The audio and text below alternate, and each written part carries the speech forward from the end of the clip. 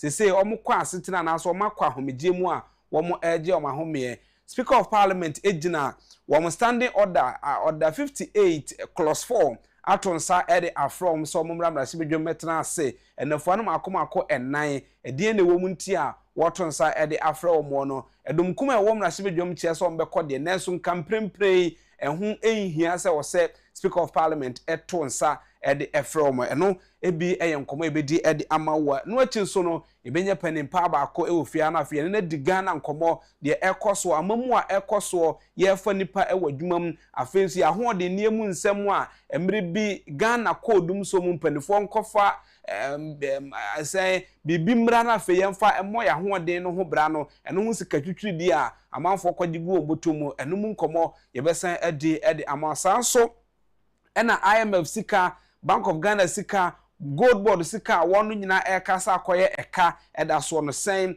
ena mpanifo a won so wo man mu no ebi ehunu no ntim komo no ene nsem no eye bebre pa ene anopa bia ne tena se a ye de asedama de aseda ese no esan so no nkuto ena omankwa wese a dem ne keka wo bia ne ho etu anopa bia etise ye yemfa aseda no enfoma ne san se tro konkunu yi nyankopon kase ye di ewo sam 104 se nyankopon no ahya han sa atade na watro sum center matam se dro anwumra emoduma nyina akopɛ o manu aduane wo nsem wode mo tase na eme o mkra asade chia omutubutu omatu ma nipa friko omunwuma so ene omunwuma ho kozisa de besan asabi me nyankopon pe ewo se menumie no ebetena ase wono ene omade ani ho eba obode nchemra mpon se ona ensum wonfiem pinu ene aduenu ensie ni sa de nchemra mpon eguso edansum abrena brenyina no nani eje obi ensu ene wo abomu ma tromo enya bikum msukomo na wo se de aseda ema de aseda eseno wono no ma pepianua ene twinuduro efifiriwa anwea perdede eso abusia saa nyankopon na menumie ne wo se yedi na china brenyina no wahwe so hia se ese de bia utna so dem de bada nyamsom no ewo akoma mu na obetimi ede aboaze ye faseda information so hwe mumuye sam 130 akachro se nyankopon hwe mumuye na se nko hwe mumuye a enka menumie no hwan na begina ewo nenim nanso ona fache ewo ne semtano pe yenka nche se ja ostro di wonte wahini mra de openye ho asase so se de ostro aja mamedada aduane fa memfom so fa cheme se na mede che omo fom memfa menko nsohwem na eyimi firim sum na wona ahini ni tumi ene enmonyam eye ode da agirifo nje so se enye ho na ebeye ho nso atimi ede aman dwumadie no enhyase no eniemitin ede kwame abo akuda nkwamwa obetia from ekomoto I am your host with the most and I am your moderator a free sabre ko se no nkro baba pounds ma no aduino no and I did the dialogue show ebrewo wo dwumadie no so anopa bia no ye de wiem sakrem sem ebadon hredunu na ya edi anim no eno achi ago kansie mrante no beje adwa na omo abesome wagudi ekwa so ewo mu na anigidie mu nsem no entertainment tidbit nso na CJ Winters edi aba na obokratam boso na poso the major news making headlines in the various newspapers ko wakratam boso aba interviews so ho no so na no so atimi awurawura mu edi ama na afei abedwafo ba ensem odi agu apono so no eno so ma bebiebie mu intellectual discussion ebreso a na won so do de aba beto so dwumadie no very very packed anopa bia no ye kai wo ewo udwumadi a wudie mu se wahye wo ho boso obesom oman no sompa wahye wo ho boso obemma oman no enko ahohiahia mu nam wo nti wahye wo boso obemma oman no adrum pempenso bi a obi abenya de ope ewo mu eno nti ena bra eko school no ye de ensato ebo a na yaka the pledge ni nyina ya recite pledge no yenka na saa kwa se yenka na saa nko ye mo recite mo hunu se we ye bosha a wahye de se bedu se ye obekwa akoye mampani wakoye abanmukrachi pani wakoye mrase bedwani ana obekwa akoye director ewo institution bi no se wokope sika de gu botum a ensese upegu botum na hospitals ahodo akwan ahoto enema bi ewo mamu e wose dodo no atiminya mfaso no wa me nya asase ya na udie eno nta no panopa bi aye ka wo se ne be ya onko fall short into sa enema we dachibi enti by the power bestowed on me as a moderator no I duly declare say yenkoje pledge emra.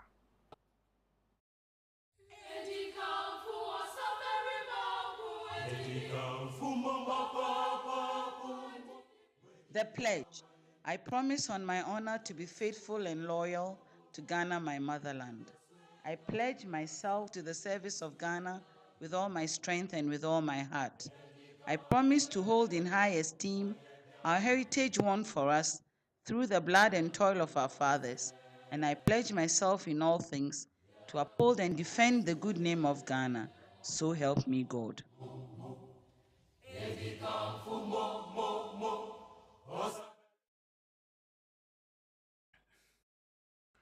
Right, nti abusia say na ehesede etie. So wahye ho bo say wo be uphold no defend the good name of Ghana. Eno na ye bra wakwa abonten so ana wo gina oman no anamu. Eno nti players a abre na be nyina no wo kokobo no troka no maje oman ni sika adie no. Wo mu nyina wa asotwe no mu nim. Na wo so a ye do akọ se koye bibi wo oman ni dim na fa nkonimdie bra na obakwa akoye niema no contrast no one defend the good name of Ghana no na won so ba wa benya asotwe ebi ne yewura asante beeko ene mrasebedwafo bi a wo da so mrasebedwam ene bi ya so afo wo ebi nso so afiri mrasebedwadwumadie no eso no ebi nso afimu no wo so akọ eje wo makontabu ewo ho ni nyina no eye nkomo a de bia ye kaakai wo ka kyew na emo anopa ye nkohwe sede ewiem sakrem nsem etie donhwere adwenu nan a edie nim na yehunu se ebo kakra ewo wiem Ghana fana ba bebre no ano ebo kakra ewo ho ba bi akwa ebretu mipo ena nutan ewo no eno so ebo kakra ewo ho no nam so ma miamia bi wo ho a wo hwe ade ewo ntentenso mu a enkwachiri because of say ebo no ewo wiem awia bobrem no awia akra be ni ti ede amaye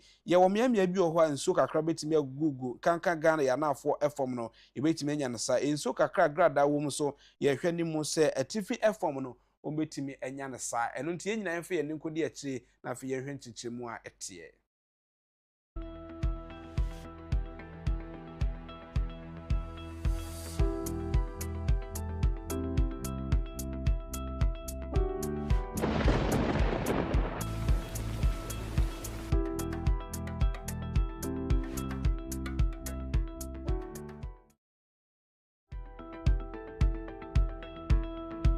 ya fam ya bi se aflawo angloga enkran kasoa wini ba Cape Coast akrade azim ho kofodia achimodan kwawutafo kuma so obo asetakwa se hwebekwa ketekrati atebu adwura kintampo goso nyane tachiman ene ne mpotem sampa enso eka ho aropai ebo kakra ne mununkum kakra ejina wiem ejina ohamobu pen aduanan ekosi na aduasia eso ya ho hye no susupro no so no ejina free 22 ekosi 25 degrees Celsius anopai awia bobrem na awia akrabe ni tinenso ebo kakra esanka wiem edeman awia bobrem no ne nyina mu no se awia ne timi pagya no mo ya ho hye ne bepagya anopai di ejina 22 ekosi 25 degrees Celsius no eba begina 28 ena akoso kra no eye 31 degrees Celsius efite awia bobrem ekona nwumrem no ebo kakra besanka wiem no nam so ma se wo ba bi de sekete krache atebu adwura kintampo goso ene ne mpotem a ubetimi anya ensu ejina homobu pen aduanan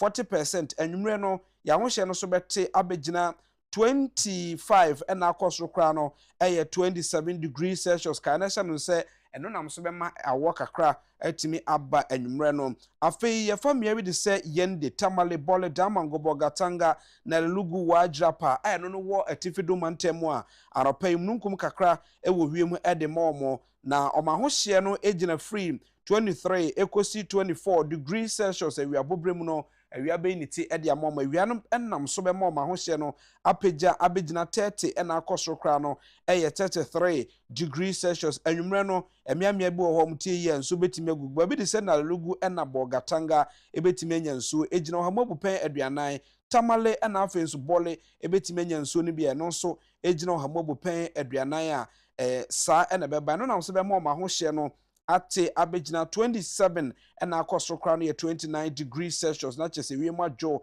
na wonso watimi ada epono so eye basabasa kakra ede ma afarefo no enti wonya ahweye obra wokopo so ene anopai na wohunu sede ehyehyede etie ahweye no ebeboa wo mo ama omatimi akopo no so obra yemfa casualties anase yemfa torrenchen bia ewo epono so wo mo manimre no mo penam kakra emra ye ko weekends ahodo yi ayese ochena no na yesimu a na yenya nam ne be especially wɔn a wɔn mpɛ mogya nam ne sa ɛsɛ kura nso de wɔde kan ate sɛ wildlife division a wɔn wɔ Ghana Forestry Commission ato kwayebretuo no mu sɛ mmommo obia nkuku aboa bia efiri akranteɛ so ekosi ɔtwe oyuo ɔtwe agyanka ne de ka ho ne nyinaa no enya de a wɔn ɛma saa kwan no sɛ yɛ nkuku ntagya nsomunam yi a ɛne efie ɛmoa no ne betimi no wɔn adi weekends na kama nti ya na wɔn ayɛ ahwɛ yɛ don hwɛ don na yɛ die no sɛ ne wiem sakra mu sɛ no afa production team no ɛka asɛm bi de akyerɛw ɛfa wabraba a wobɔ ho production team no tufo ɛne odi nkɔmmɔ bi akasa ɛde akyerɛw ɛwɔ motivation kwan so no deɛ wɔka kyerɛw a no ɛyɛ baako pɛ ɔse turn your wounds into wisdom say yɛka turn your wounds into wisdom a ɛno no ɛkyerɛ sɛ fa wapira no a wapira no na wapira kuro no ɛfa yɛ suahunu fa yɛ nyansahunu fa yɛ adwemuteɛ ɛne sɛ wutu anamo bi asa anamo na wutuo no sɛ yɛ akwantu anamo na wutu a baabi a okokoduru yɛ no opemye enipa a wofrɛ no ananka wopɛ sɛ okokoduru hɔ no afei de wokokoduru baabi a so duru afɛ no wobɛfrɛ no ne phone adum wobɛfrɛ no anko biem enti afei kogyina ho wani so yɛ won totɔ ɛna wo san fa aka ba wonchi saa yawo na wo fa mu no fa yesu ahunu sɛ until say nipa a wokɔ no no yɛ convinced sɛ nipa a mekɔ no hɔ no he or she is ready to accept me to come no ansa na obekɔ wo yɛ wadwen sɛ wo bɔ bra bi ana wo bɔ besia na wo bɔ de ma enipa no gi sika no wie no besi nnɛ nhuru ne bi besi nnɛ ontua sika no fa ma fa saa yaw na wo fam ne wo ka na wabɔ no ɛna yɛ wapra kuro no fa no momu yɛ desua de sɛ until hwan na wobɛbɔ no besia sɛ nipa na betua ana kwan bɛn na wobɛfa so abɔ besia ana wo de sika bi bɛhyɛ adwuma bi mu a enkratasɛm bia ɛna ho ɛno nti na nipa no fa sika no di kwa no so ati ase enti nei sɛ wo de sika ekomo obi enti nei sɛ wo de sika ɛhyɛ adwumadie bi mu a ka hunu sɛ enkratasɛm da ho sɛ de be betintu wo de sɛ pra no a wokɔbɔ obi bi si ana wo de sika kɔ hyɛ adwuma mu na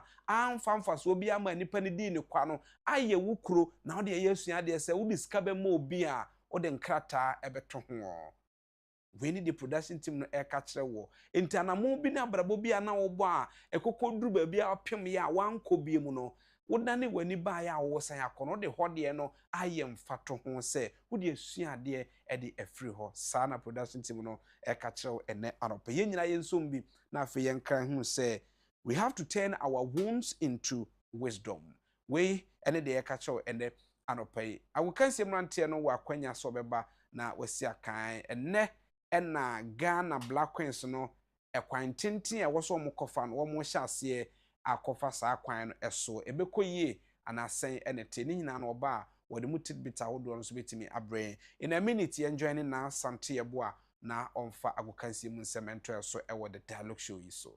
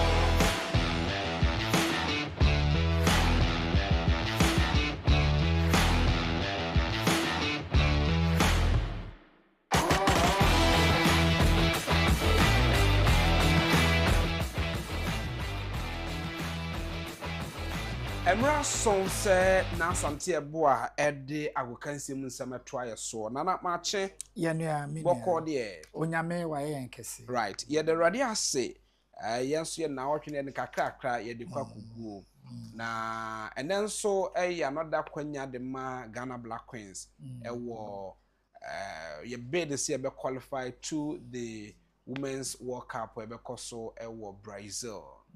Na mo kire se ene no wakwanya bie sa akwanya no so obi afi no hwe yen enhu yente ya etesen ewo mu wa sade odi kan no ye bo Africa's version of a women's version of AFCON ye kan WAFCON sisi ewo Morocco na emra ewo ho ne se omo bo sade be ya World Cup ebeba so 2027 ma World Cup ebaso Brazil no yebetumi akobi na team enan a ombedu semi-finals no automatically omo qualify so mo beko na mum na ewie a ese enya extra two Africa se kwan mai bemu a yenso yebetumi de omo aka ho so mutumi a na akoye insia ema Africa said the DR Congo eye omo de qualify at the buy no sa na we no so ede no ete eti ye wie a omo abo quarter finals omo lose no omo fall no de san ehia in this contest no Ghana elusuma Malawi South Africa lusuma Morocco Nigeria lusuma Cameroon and South Africa Ghana and Ivory Coast so elusu ema Algeria. That's right. And Ghana and Ivory Coast and South Africa and Nigeria ebeshia. The obe winning no na omumie no eko intercontinental playoffs. Right. And no FIFA ne be decide team be fi Asia be fi CONCACAF and also say Commonwealth. No more ababisheye American finfin ho and Asia for no teams in the field. No musha no mo bowia ansana do be qualify no and no World Cup. FIFA no be decide say all play or na be group 1. Na because FIFA ne be decide procedure no e be ba so December mu. Right. Enti e ba so November December mu FIFA be hyehyɛ na watch no say mo be bonus na che say mo a wo be qualify na che say wo de call World Cup proper itself. Right. Na ebomu no enra and as semi-finals no etodwa na very dramatic Malawi a fairy tale story but it's becoming reality say Malawi ambaso mo bedi agro after disposing of Ghana no na ye force we be bibi keke initially almost Nigeria e be share Egypt no mulusuma Zambia e be share Ghana and Algeria so it is the venom of Malawi and enra share a year Algeria eka miensa emomoti mu bako teams ni mienu nyina obi edi record sana yewie in the other semi-final no Morocco and so eshe elusuma from Cameroon right omo boko do extra time obi antumi anshebi in within the playing period no unfold no Morocco enya kwenya do very controversial penalty once again goalkeeper nechi and na omo call atopreko and no and Cameroon goalkeeper no was the hero of the day so save 3 penalty kicks and the team so share miensa and kokoye 3-1 against Morocco until host nation no efim and yes we efim obeko World Cup mbabo 3rd and 4th na Malawi Cameroon ebebo finals call weekend until ene na Black Queens ene Ivory Coast be share na Zambia and so ene South Africa ne Nigeria so be share na yahwe do betumi and only a time be enumera na say right 5-7 right and normal born at once say we born commercial purpose into and group stage match into we be ball answer na we ababe then yenhwe enran so UEFA Super Cup eko so ewo Europe emra Paris Saint-Germain or European champions on Aston Villa Asia no history was made. An African referee Oman Atan referee and Kaukakodi World Cup nko akọ officiate matches but unfortunately America for man visa office Somalia enra UEFA friend so be hwe akansie ni so obono homoden ye papa emra Paris Saint-Germain Aston Villa ka me no mo mutumi etimo ba konti Paris Saint-Germain assign holding on to the Super Cup and no any results are no amanone ho na yenhwe Holland Eco World Cup modern bono as a ansomani Holland are appointed former Barcelona legend and nas Osanso eye omu coach Emma Barcelona, one of the greatest midfielders the world has ever seen, Xavi Fernandez or no Anna Okochi eye Dutch national team until 2030. Romelu Lukaku and so a player no see a kind of Napoli. Say Lukaku akokopi mo Fenerbahce. Ho ana okusina kind ama omu. Yenhwe other stories locally. Benjamin Asare is being reported in the local media. Say he's attracting a lot of offers, and I say Kofu teams bebre na peno ebi fi Saudi Arabia. Ebi efi Europe ana afenso no South America teams ni bi ehwehwe ne Hertha Berlin omo war Germany so yate se omo hwehwe eye Benjamin Asare 34 years okosi Akama Blasters oye Accra House of goalkeeper yenhwe under 2027 Ghana na April ya announce say be host 2027 WAFCON under 20 Africa version ewo hanom na Mr. Yao Ampofo Ankra and the Director General of National Sports Authority. Well, I'll say Ghana and Shadanya ready, sir. Nemo Migu and Waso said the year 2027, you bet to me a hosty a year under 20 African version of under 20 AFCON, under 24. Now, I'm mentioning in Ghana higher near Bork 208. Okay, 18 years enti test na ye ntimi maintain besi na eno eye mema na che say anda we de ye ntimi hosu o man mu he de o ka se enye ready say ye fro Thomas and come in country na ye fro Thomas ye fro Thomas from Steven oh Steven there and can say who we 18 years facility Wagana. Ubisa si edbe hosti. Nibisa si ye ntimi mfa hosti. Say abobi pen wa. Ukrom ye hemfa. Ukrom. Kwa 109. Okay. Sa wa nkokọ kan ye finkran ko. Edi fi an. Eni Agyapong. Encha ekrasa. Ye kwa netesa. 18 years stadium. Really? Sir Ghana Blasters be bobo krana. Ye pachaw na am ye use Accra Sports Stadium. That's the reality. Right. Ye pachaw. Ye need one standard football pitch. Our Ghana ha. E betumi host one international game. E bi nia. Really? Until 2008 there. Ukwechiri kura Botema 2023. Botema 2023. I start to say. Nti bi say as on man yete ho na yen asset bi yete sa SSA ni yenye ho hwe a na yete ho as on man.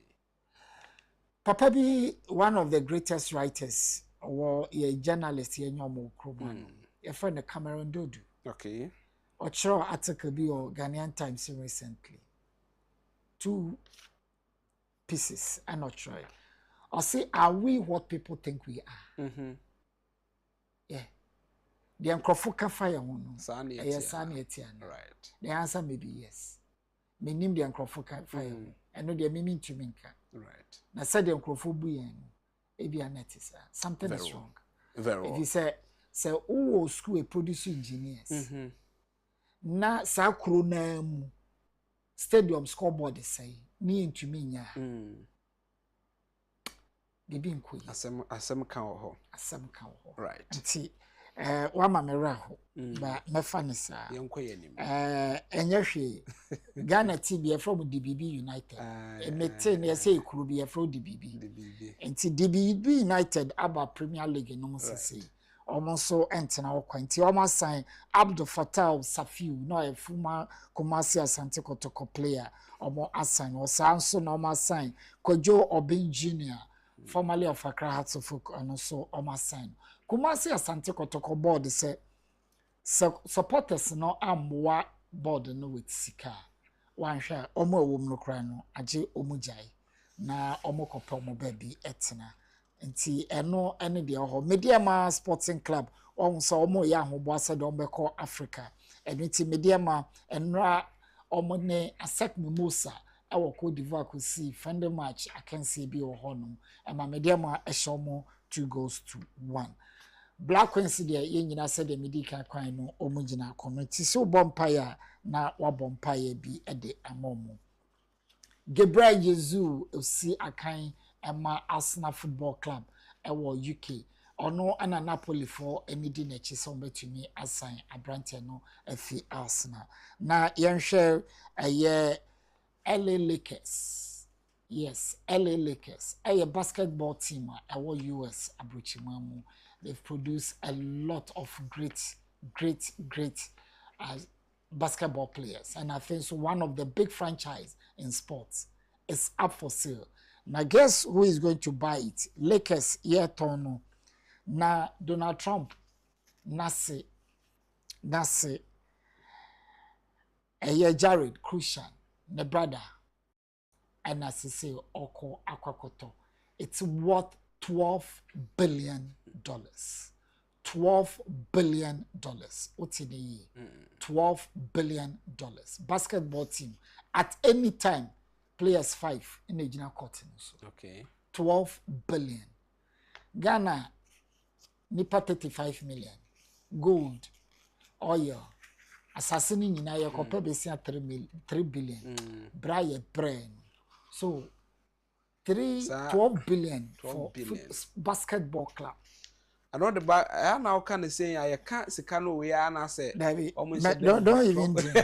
Don't even dream. Say what they buy. 12 billion no. Yeah, annual budget. I say 120 trillion. Yeah, annual budget. You don't even have to think about it. Right. The meaning say. And then omo ye ye na ye ye tosu me no textbook be na omo kan ayen kan bi. Okay, let's think about these things. Very well. Kwame ye nyamo na monto aso. Right.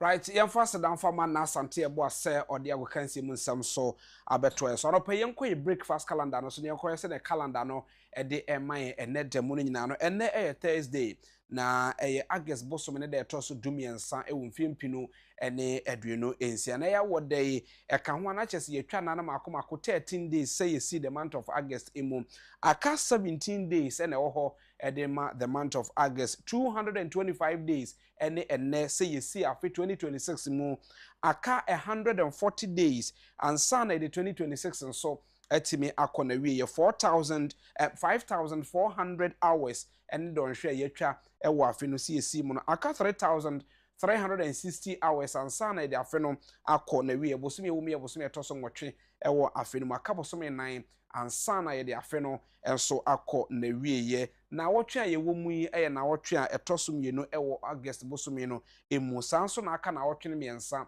ansana ye de August bosom akọ na wie ye ene eye de etoso 9 ewo na wotwe etoso mienu no emu akada kro which is ochena nyankopon ye adom a ansande na wotwe etoso mienu wo August bosom no enso atimi akọ na wie ye wonkuntabu emu no esida wodi edi wa woda so se 13th August de ya ene na ye wish you happy glorious birthday yemfa ebi ema on yenkai wo se woni honorable Joseph Dindiok Penka ena edi wa woda were former member of parliament at the moment for what tempane abato empeso so na were former deputy attorney general ewo my Ghana emu were DCE ewo Garu tempane pay sanso ena were former deputy managing director edema boss edwumakuo no eno so wasom oman ewo sa kwana so nti ye kai wo so no opani atesa ena edi awodan ye won 13 August 1973 ene wanya 53 years ena won no edi awoda ya woshimu nyina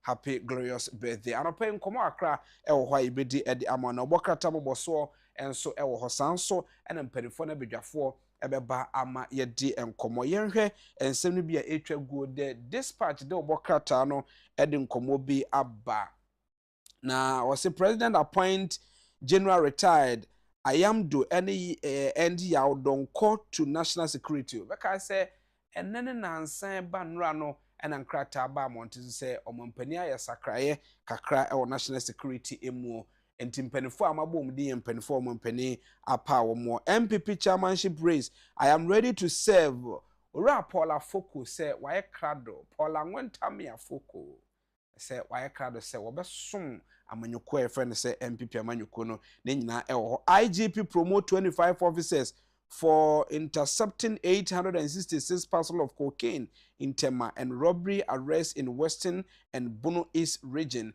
and also saw a year and komobia IGP abase yabo aposi for makomako ahangwatwene adusia ensia 866 yabo mabaso se omatimi atre cocaine ewo Tema afi robbery ay course so akro no bosem e course no nyina no Bono ena Western regions ho no Blue East ena omo etimichire omo asa nipa makomako ye bo omo abaso bode ne ye he eyesika ana eye rank ne epegya mu Ghana na we post ni na se we bibi ne ye bo abaso a epegya rank no ano mse hwe nka ho ena wo mu at what stage ena post ni timinya rank ana so wonya abaso bode e wo ne rank emu oye post adwuma na aduru ba bia e wo se ye nyina no yetimi so ampa oba post mu no wache enti yempegya na rank mu ana se okoche kromfo a wo ye terrible e wo man mu a na yabo abaso ni nyina no mpanifo ebe meye hu onya na obrokata na kenkan a ebe ko West African Gas Pipeline key to energy security chachuchi kata onumnyamfo ene kasa ensemi okunu ni Daily Graphic de nkrata bi aba na nkomo no enso so aba o si go after small scale miners revenue IFS to government go after small scale miners revenue. Now it carries the image of the finance minister Iraka Salato forcing infoni edda ho and watch say go after small scale miners revenue. Omo ye efom gudi no efamra kwan ne de no eso no nkuma no nketwa no omo ko ho nso nkonko jiskesa se ho ehia warrant issued for Sedina's release obekai say ye maame Sedina ationu tamaklo. Na the office of the attorney general has said there be the appeals court to come our born no ankasa mukra na chesa asem no nkwa appeal na yehwe mama me no nam mo na so nei nkrata ba se sa nkrata no monkenkan munyi maame no emfiri that is so man a yewo mu ni nyina no ye enkomo a ewo ho Bank of Ghana direct banks to boost SME agric lending na agric lending awurade yesu abana sante aykrado ene mkomo kakra bi anasemre kakra bi enimu no na onfa ye ensi yesi ye wo Agriculture Development Bank ADB ewo man mu core mandate initially nanka agric banking core mandate eye say won be sokuafo asene omo ye ku adwuma enu nti na still edi ni kura da so da ho na nse ye o ha na agri development bank be so asesa ne de se de oje savings and hwan yes still da so kitani ye agri development bank na uyu abeka kire small Bank of Ghana directed banks ahodo ne ka isem nyam sa de ne de urade yeso o man ne de ebe ye ni abramachi yanua boko de nyame adom ho ye pa na so e yeso adom ho ye pa and that ye won se ha that's na ede na ekọ na obokrata no mabobo bi so a mhwe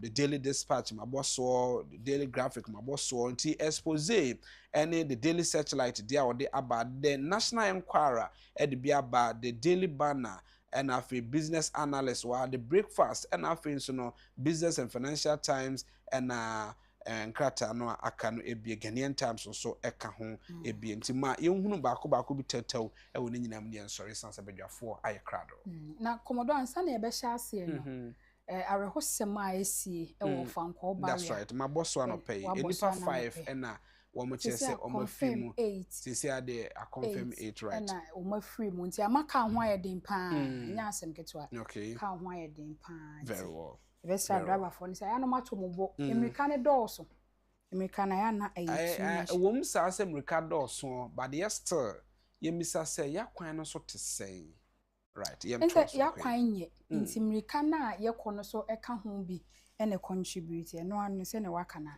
ebusia ye to da obokrata no so de amamode a Ghanaian Times the obokrata no ana chese me de beto so de amamo na Vice President Professor Nana Opoku Agyapong enene ode nsem otudwa echirema e ade se ehu behia se ye be produce vehicle parts na se cars no ne parts no ye betimi a produce bi ewo oman Ghana hanom enti eye Zonda Tech for ana ode tu wonum anim se China for dwuma bi ewo oman Ghana ha ode tu wonum anim se omu hwe se omu be produce eye vehicle part locally ewo oman Ghana hanom se ne be ya ebetimi aboa pa maka pass ahodo a ye krafri nkrofo ama so be pim oman Ghana hanom no ne no esto betimi atwa na oman Ghana yetimi aye ya de basa na kopie mu aboso kan ne so ame magazine de keka ka ho a eno sa no cars no ne bo no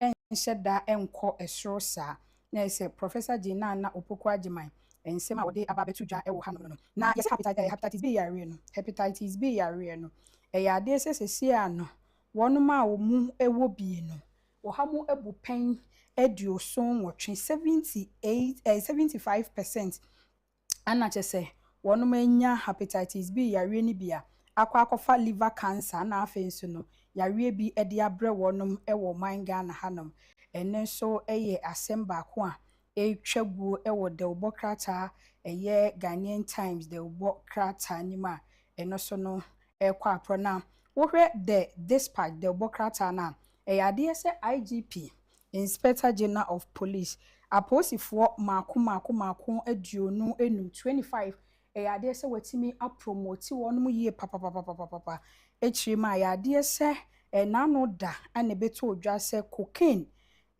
ai chese ya cheche ne boaboa mako 866 wotema mrante ana chese etimi tracy ya kohuye ana afensu no robbery cases ahodro a na ekoso wotema honom no ade se mrante na muso etimi eboaye ema yetimi cheche sankrofo ni nyina ana afensu robbery cases ahodro a ekoso ewo eye western region bunu east ade se sa polisifu nyina ehyemu kena omuka ho bi ana chese yetimi echecheche nkrofo enti Inspector General of Police IGP right ade se watimi apromote wonum pa se omu enko omani mefiri se wonum di dwumaso a enya asem kuma akra enti wo hwe the business analyst the obokrata na sedi nam tamakru sisi ade yayi no maame no enra ne beto odwa se omudi asem ne kodan court appeal court abandada no so bo a wonum de ball na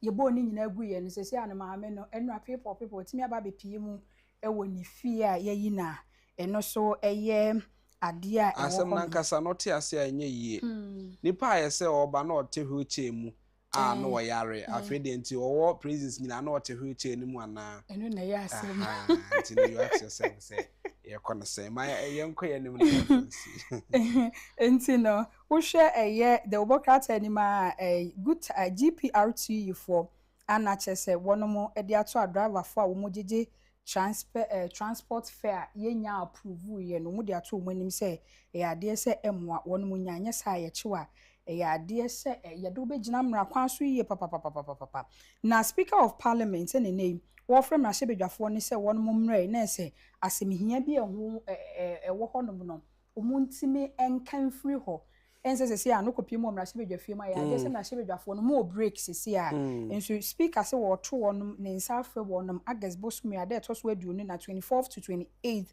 August na ensemhia wo honom no mumra no muntimi enkan free ho na entimi moa na oman no so hu ensensem entimi enkoso dom kuma no se hu hia dom kuma no se hu hia hu hia kwa amomu break area na break ni nsu ya article 58 clause 4 is it article no standing orders 58 clause 4 eka ese obehia omo a article 58 na say order 58 na nkasa eka krom say ombetimi aba or say summoning of meeting the speaker shall summon parliament by notice published in the print and electronic media not later than 14 days before the beginning of a meeting.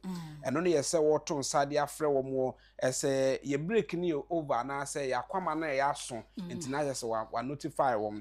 And then clause 4 no original so different say the speaker shall summon parliament within a period determined by the speaker and the requirement for a 14-day notice shall not apply where there is an emergency. It is we know or just said there is an emergency. Na emergency no na Habib Haruna, as I think say deputy minority whip or something. Okay. I say nkrofo ye bom di na anu ya so my ministers and ye reshuffle no nti na warfare. Sa positions not the house for 1 year. Ya ma obi hanko na obo bi na anu ya dia speaker say ye mra na ye me approve am no mu ko emergency dia pa na ntimi ntwan ekozi so beba. Eti wo mo ba e ba no yesikasa ye because ba omo say ba asetra no ombeje allowance so I say because our recess na wato nsa frɛ no enti woto nsa frɛ no nya saa kwa wobeto nsa frɛ na mana ba obeje allowance enti 276 MPs and ba ko or they say here 275 no omu na ba obeje allowance asemo ntina nka sa allowance no ntwen ma omu resume omu ye adwuma no sa nkrofo na akoso aba na oma ba all the same amamra ene order na omde ye adwuma nti so omra ye de betua omka so ati ase omu musika no moji ye nya ne emfasi daily guide no aboso daily graphic de obokata no aboso nti ese wono mo mutu galamsi wo hon Ghana hanom no yenko entia wo mu IFS to government na say omu na e kacha aban say efomagudie a emfam na kwan so galamse etu o man Ghana hanom no yenhwe na saa nkofo ne nyina no yentimi enkuntia wo mo ti we ne nsem sedi nam tamakuro de ne ne keka aka ho a wabobɔ so na no ana chese de obokrata yensa aka no de ba montene so very well mamemfa wo ensi anope na me na ase say ye wompanifo abusu ayeda ne ho abata ye ba mene Mira Kenneth Nana Kwame Asamoah eba bedi nkomo na Mira Kenneth Nana Kwame Asamoah ye founder leader Edma Action People's Party APP amanyoko no yenhwe enkomo a ewo oman mu na yemobi omso asamanyoko omadwenkyere ewo nkomo bi etesa ho etese yeda ne ho abata ye ba ye ba bedi sa nkomo no ede ama ewo Net2 television the dialogue show.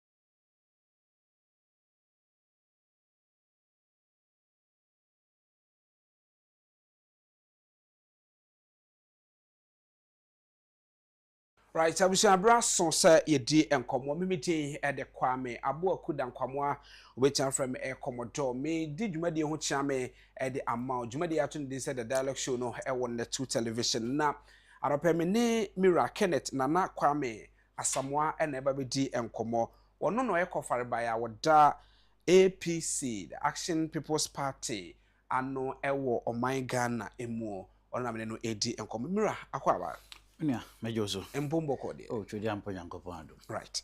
Anope ye das say ye ton safre wo abama ye bedim komo na ye dim komo afa oman no eho. APC mu ye bokode. APP, sorry. Na me na adum. Anope me so me dam ase. And say this is my first time I'm back. Much me abre. That's right. That's right. And na china doso. Ni nyina ye adwuma ni bia. Very well. E ga na adwuma ni nyina. Me da wase mada adwuma wura so ase. Era ken. Medanasi. Right. Na machia ubibia. Very well. Machia Ghana for. Very machia Action People Party executive members across the nation. That's right. Nano munya monkrata free abato commissar say mbetimi carry out activities as a party mo krakra bedru by this time mo hwe mo vibrancy ene mo mudru Ghana for so mo. Oh yes, of course. Yeah, Juma, because a party no ye de ne say a mebru and I adwene wo mo. Right. Nti wo hwe logo na ene yes Ghana is a time for the youth.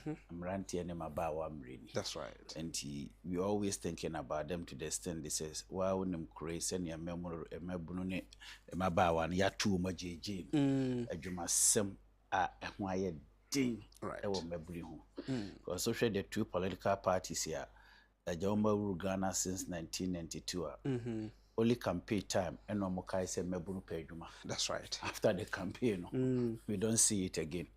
So basically, that is our main purpose. Very well. Yeah. Very well.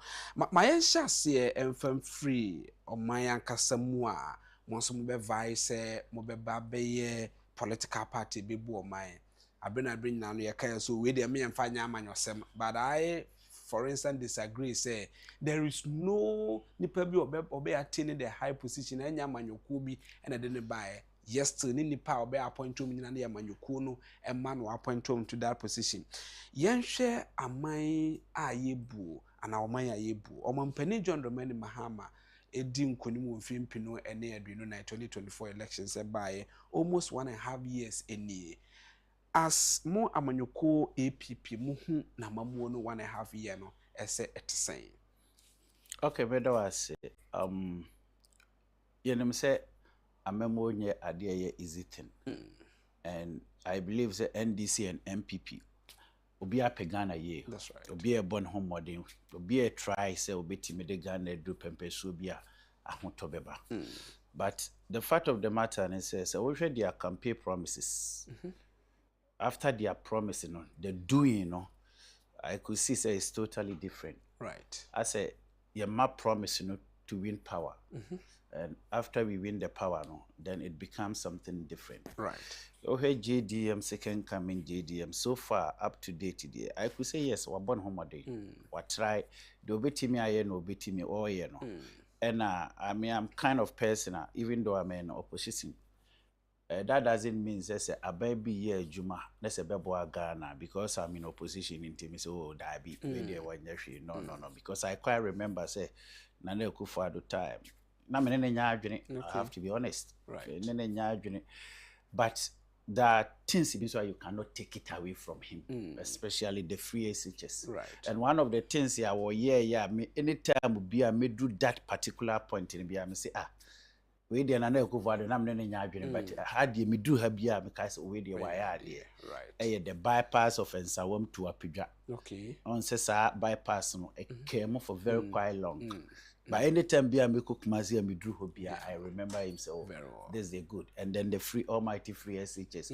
You know, sometimes when you are bringing the policies here, it is not about say policy way because there is every policy bia the beba no we how will be and a beboa will be. Very well. So definitely we always have to look at the majority side.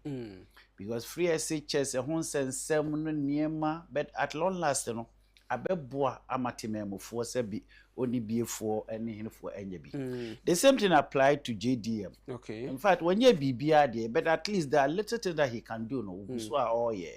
And I believe say all of us can attest to it when it comes in terms of the economy. Yes, of course. When we're talking about the economy, we'll be able to say economy sometimes is in our pocket. That's right. And do because the economy na yeah was in my pocket here, there, my pocket there. But mind you say, Abia sense be so into Abia it would have been West. Right.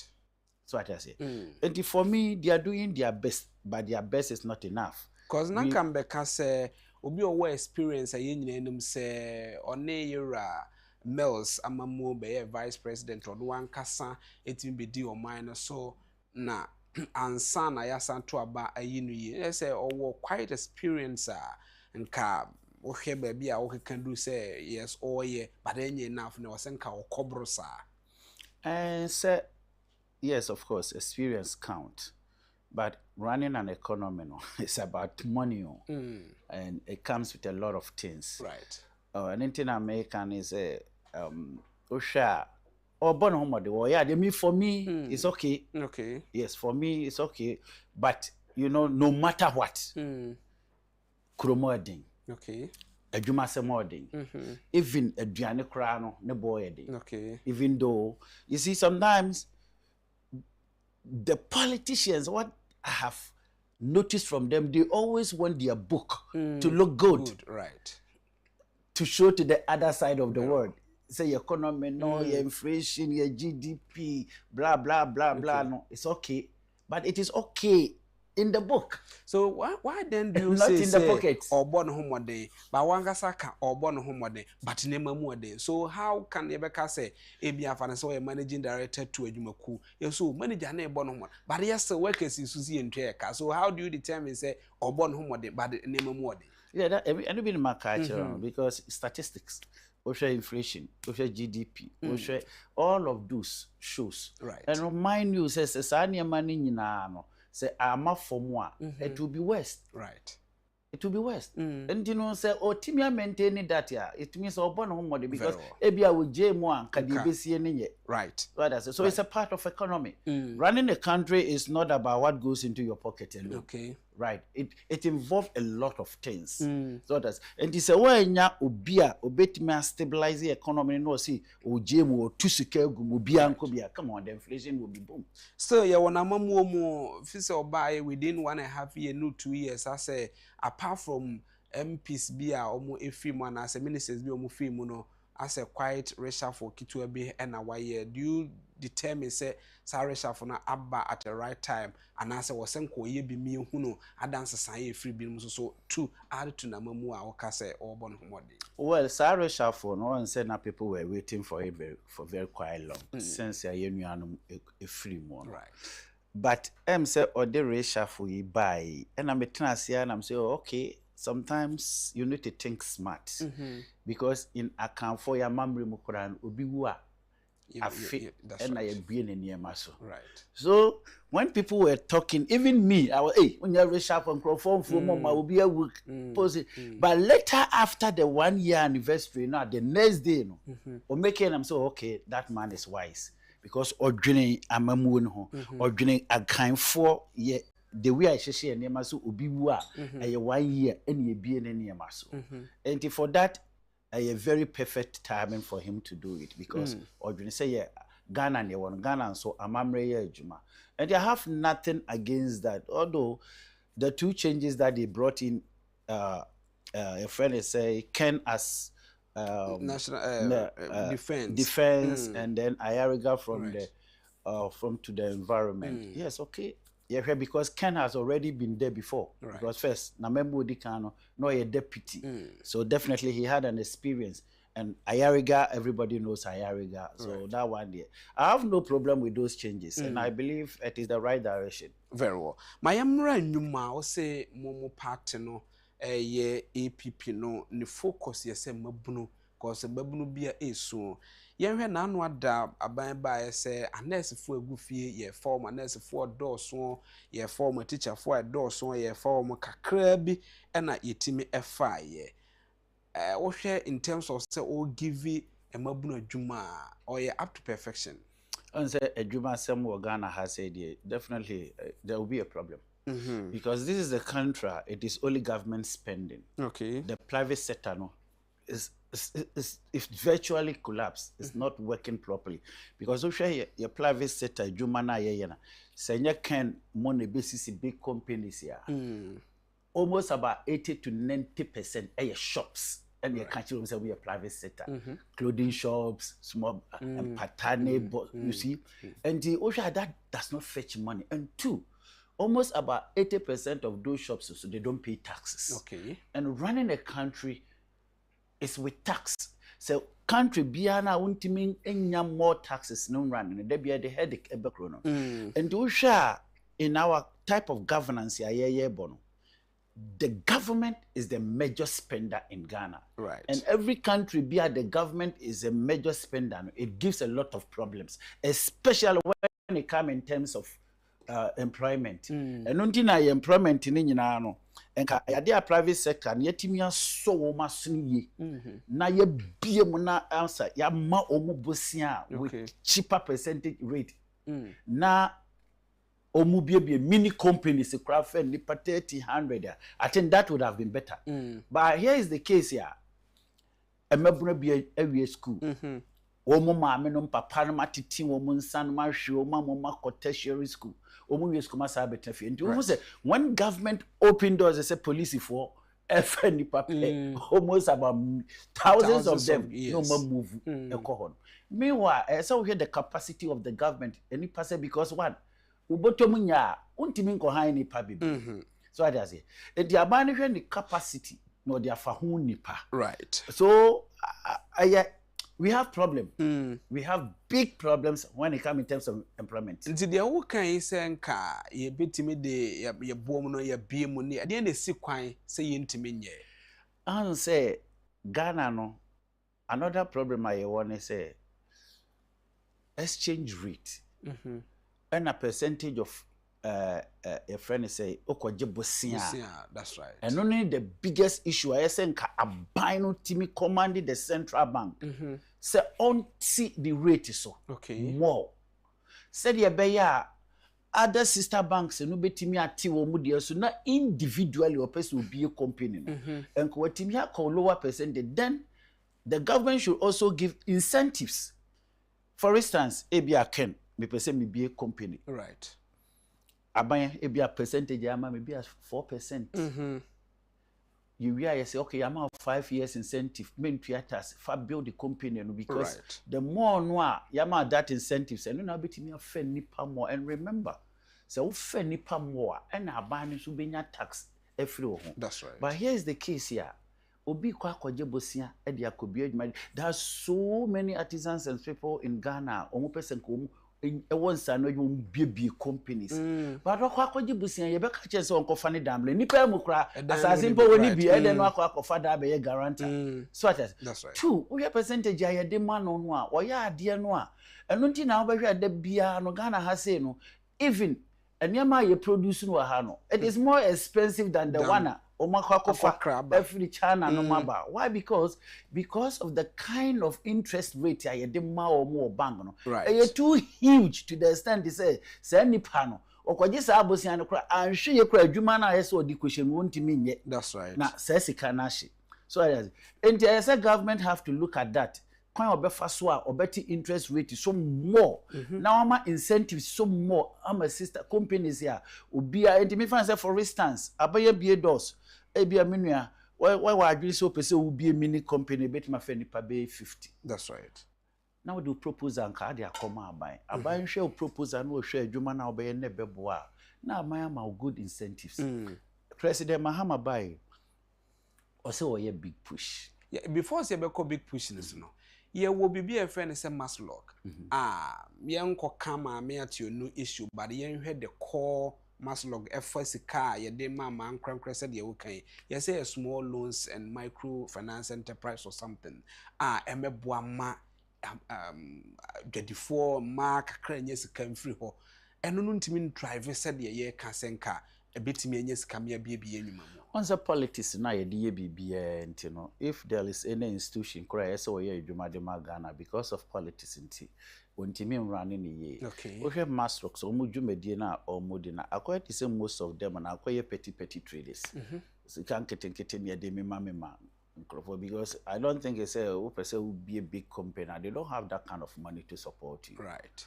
Oh, yeah, true Sikagu baby ye nyam fasu free. And into which all most of the loans were even Ghana government it's only about 2 or 3 areas and when we invest all the loans. That's right. Road sector, education sector, health sector. And we are still in deficit of those things. Right. By ye hunu ye de nkabosia ye kobo bosia be invested to be edinya profit. Right. To the sense that won't mean ko bank nkwaje bosia na wo ma medi or family something wrong.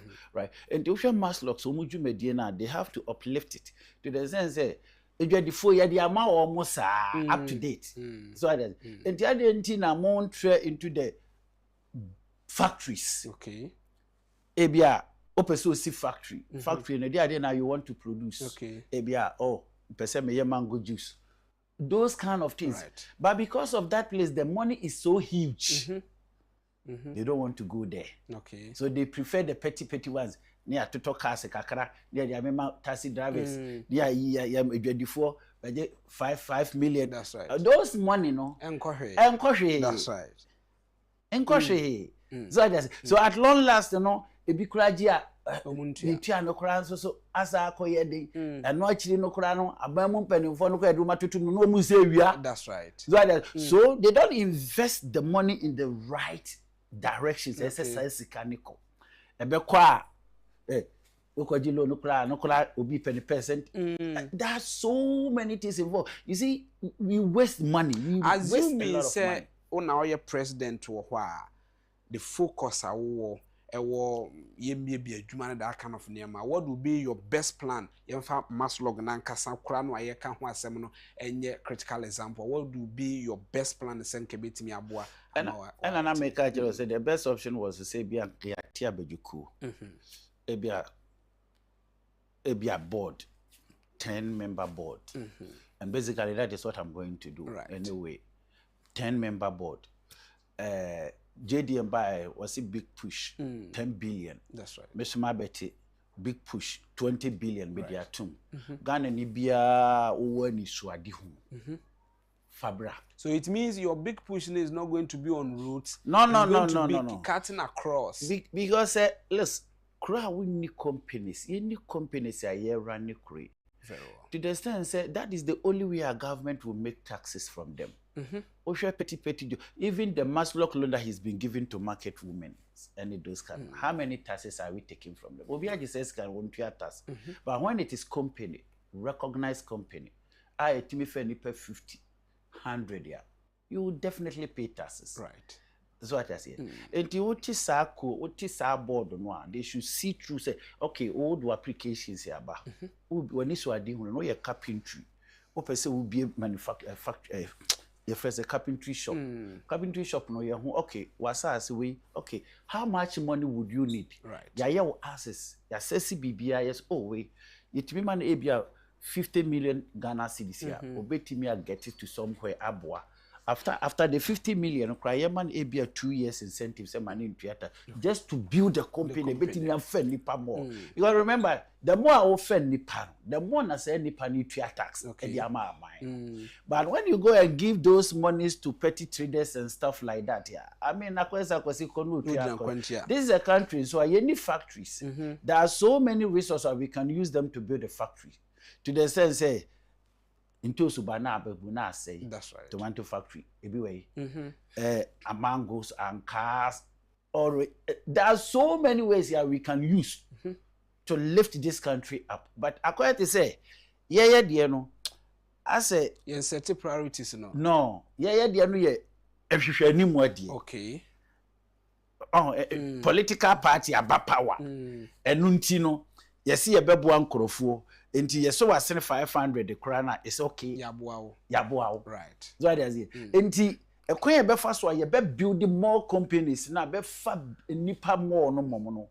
We are not there. Right. And nobody is looking at there. big push about JDM is about rules and stuff like that. Yes, that is fine. Building rules and so right. But enipa no nam kwa so a onam akohene e dey adwuma.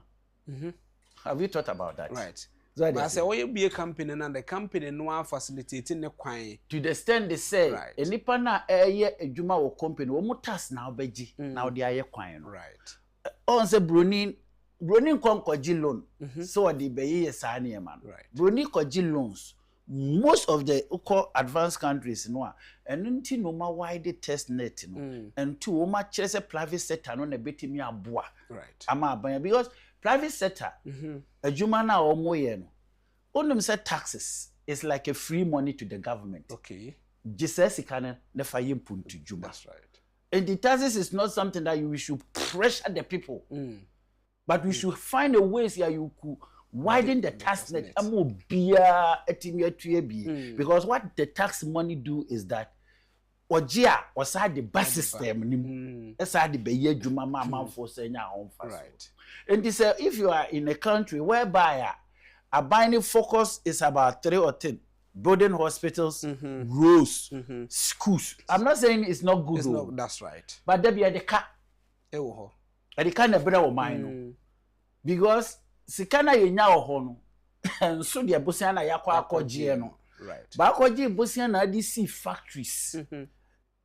And I yedi ye juma na manfo ye juma no. Ye ji wo mutas na that alone pays the money. Baby say Ghana for yan na ye ho. Not talking about pen for omuti abam so no me yen Ghana for no ye nim se e bia nipa ekoto abama ne onye obi a oye business driven minded person a se akase ekoto abama na obetimi ahwa me bia anwuma te se Mira Kenneth ame no di nkomo bia Mira Kenneth Agyapong a ono so wo hoi sankrofo ne ye business minded person a yen na ye hunu se nwuma ne ba ye betimi anya no ye mo o man no nto abama sa mpadifo no. One of our biggest challenge in voting, I can tell you, say, almost about 80% of Ghanaian voters doesn't know what they vote. Really? I'm telling you, omonti vote no krasi. They vote with an exception of you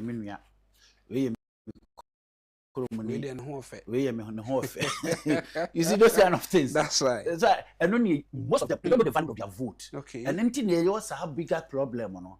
And two, it has been the method of NDC MPP. Me Asantini, me MPP. That's right. Me Igbeni, me NDC. That is the method of their voting. Okay. And until Ghana and Kosovo. Because the Nippon will bet my year Jumano and Kassan. Yan no first had any man.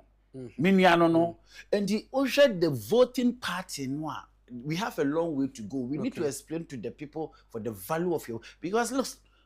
It look like Ghana and as you compare Juma will be papa and will be the mama without thinking for ourselves. So you ask yourself, say almost so they don't have these persons say when you could they could appoint them to the right position to work nanka part no ne or mine nyam faso. Na ye politics. Uhwe na ye politics ya ye be ya kakra no ho. I can tell you say ye nya technocrats e wo Ghana biom.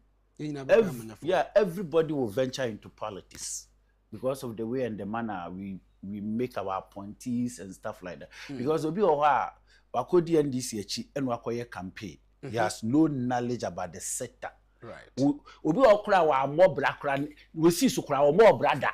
So I say but because of policies you see he is somewhere now. Right. So I say and the way you run your politics no and no na ma ye ho chiri bebrebe no because Okofa will be, I don't want to mention them. There are a lot of people we know them. You know womanity. That's right. Pa yin featuring.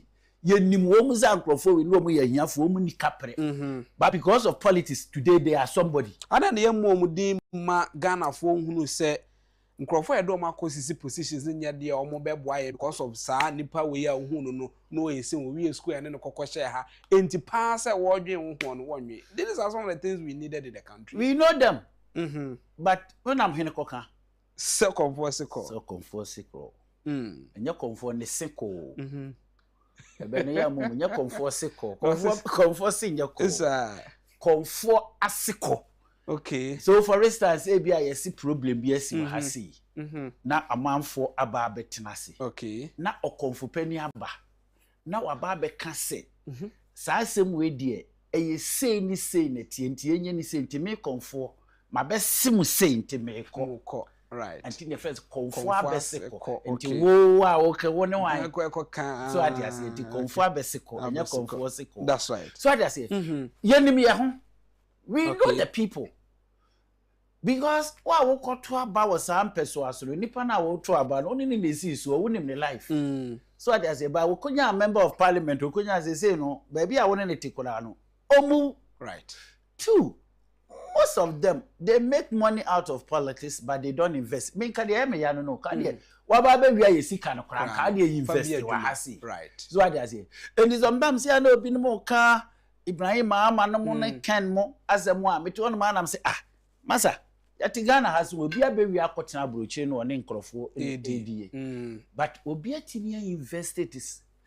what you say etua moka that's right can I invest and keep it okay so I say kasa abro so ye jobless kan ne nam kru that's right sa nipa we say no we say ye boa wo mu na wo mutimi be boa wo man no yakoye the politics right ye the afra ndi bede no man na yi o man bia nso so when ni petite for mo betimi invest wo man nim na wo jari ta se politics nti ken enye NDC ni nti memwa no Ibrahim ye MPP ni nti memwa no a na wo bekọ akofa sebe wo bi a oni knowledge of investment aba bebu o man na ya betena mu saa o right wo he ai sikasam ne kwan ya invest wo ho a na no chairperson of the public accounts committee ye maame abnose asare ebedi nkomo bi de kire o man no basically for Bank of Ghana any good board ho sensem the auditing firm be audit Bank of Ghana ema ehu e ka no so mo IMF de ka foforo ba se de bi mo ka no a mo ka no sa no eye 1.7 billion or so dollars which is equivalent to 22 million Ghana cedis abanda da no penso a be ka no say almost 220 trillion ene ka no a eda ho we be say won say one sector which is gold board and amasa kanaba ya amfa says kana amfa nipa okan ya me hu say ebra banking sector clean up ne buy ni sika equivalent to sa no an omudi esolve wo mo ana omye depositors ni nyina sika ti one sector ti me mo man na boka nurse fo gufie teacher fo gufie a ye de kotuatua sa kana na akofa asa nkrofo nke benya ho returns ye bi say won say na me kan yen set priorities e wo sa kai e ba ye entem on se Ghana has say no da bia ya kasa keke ya kasa keke and ye jankrofo say they should run the country as their personal bona fide property right and aba yama ye ho na wotwe mienu nasi ni akwa set committee and remember setting a committee to investigate such things committee set where you cannot use the same committee report to take the people to court sir that be no committee ne set so I don't think that you set committee no the areas can woman who free tell me any of the committee I set you higher the whole report la court tell me blaster for match just Jemefe no what was here the court right apart from that public account committee free class no since 92 say for time that's right there be all this kind of problems eba sika kese sika bokra ye bokra na wonti bi na that's right what is say ye di sa nkrofo ni bi akogina court da yesi bo ho mo metua wote kada o kana ye kotua de yent na mze wote ya be kan tra so it is both two political party they are running this country as their own right obi ba no abedi wo obi ba no abedi ade a chia ye ko hwe book ma we ba we discuss that bia instead of you to be given the power to that investigation body nipa no a we yes investigation who those kind of things say sika ye dia no na kuma mo power right there na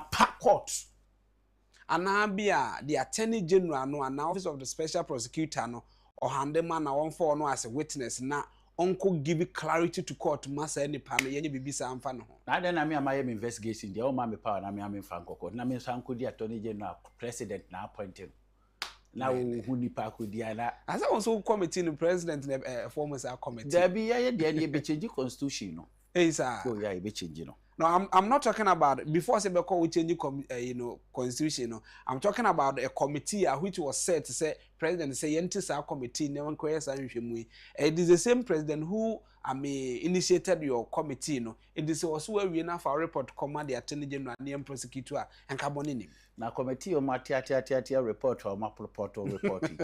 What will be that? There be. Yeah, they are not the country team because we must see a Jimmy. Right. And to mo test ro no no and no munim de o mo ye. So what I say. Committees na yet ye and na embo and no kra na marketers share those. Those committee report because you will see it. It will not come out. Your committee report. You should we same sorry, you betia no. That's right. Won't if you be say nipa na ye bone a why do you need a committee to investigate? Why not straight to court? Na kodi wasem o. Your investigative bodies so Ghana. So I say enti nipa na ye bone. Mo refer no man investigation body. Okay. O man investigate ade be chi no gina court. So I say Abraham say asali are okay. O mo penso the same issues happen. Right. What happened to it? So I say enti akoye ade a o mo nu se Ghana for mo di adwini di ago. Okay. When that government is in opposition here, obe try say the government in power no, obe penalize no, and niema ekoso no. But the same person so ono so wa abemu the same thing happens. Obe bisa say o constitution obe amend anasa obe sesa no e de na be matumi ama ye institution say wo my Ghana mu no anya se ofa be say shrage for yokufor CID for anya se a omho be ye hu to amanfo aye corruption o man say ya anti ye ho because mona mo can say ye were 3 executive branch. That's right. Judiciary, legislature. That's right. And a friend say the parliament parliament and legislature executives, right. But all these three no, the head was appointed by the president. Okay. Mebwana. Apart from the parliament. Parliament cry no political party in power and they choose. That's right. Anameboa. Yes. It is the same politics. Okay. So until say our constitution, we have institution na de wo. Na omo ayemo mo superpower mo abaye wo investigation without the interference of the president or whoever it is. If it is the same there, Charlie. And two, the institution, yes, even though the president has appointed you, but remember after the appointment, you have the constitutional back. That's right. Backing. So with me here with Juma without the interference of the president. But here is the case here, and you know it. Even the IGP, who has the constitutional background. That's right. Backing say President pointing on Koyende Juma. The Attorney General. Attorney General. Right. Even the Chief of Defense Staff or ministers. That's right. Omunya power ni bia. What did they do? They still beg to the president. They bow to him. That's right. So I say, and the Juma Potina constitution ni dia man say wonye no. Now it look like say we na de me buy enti no. I own this. I say president so now all powers in kita no. And this our powers na ye dia ma president no. The same powers no I dey show a president in has given you the same power. Right. And right. Say president is say a man power. But so we bonny we can deal with him. Okay. And now we don't have right. We have. Very good. Enti power no a ye dia man no constitution. Sa constitution and wo gira so this power ne ma wo say constitution is main mouse IGP. But me the IGP ni ma wo ma me ye adwuma ma me. Okay. O be ye adwuma ma Ghana. But here is the case here, if you look at most of them now say they are just committed to the presidency. Right. The adwuma pote say they share wo munsa no entiminye. Two, one thing I noticed in this it was said Ghana no another bigger problem I was especially when it comes in terms of investment in this it is because you say as a country planning no ya tueja okay and ya kofa political party manifesto very well and they run Ghana and me paper wa be me ne nkrofo me ensa ne akɔhye dem and ye adwene de ye be ba be ye de abo Ghana That's right. So I say, instead of saying kayenya one manifesto, a Ghana manifesto, now you draw AB as a 10 years plan, right, and now 15 years plan. 15 years no Ghana, this is where we are going. Okay. So we don't need your political party manifesto. This is the plan. This is the roadmap.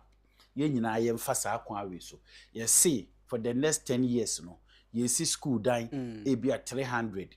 Akwan, ray, agric. And that is the manifesto of Ghana. And we don't need your party manifesto. Now, whenever the party manifesto comes in, and I would be Ghana for say. Apart from Ghana for the Enwa, a Dahona yin, I buy ye, party manifesto is nothing. And for instance, me fan say JDM or say Mahama Care. That's right. Yes, or say Mahama Care. And no sano, and no ya Mahama Care na ye party manifesto. What we have to do, ni say, because of your Ghana roadmap, Juma ye, Obana by Ghana, then we go back to your manifestos. Okay.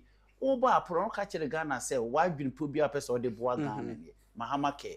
And no near the parliament. Okay.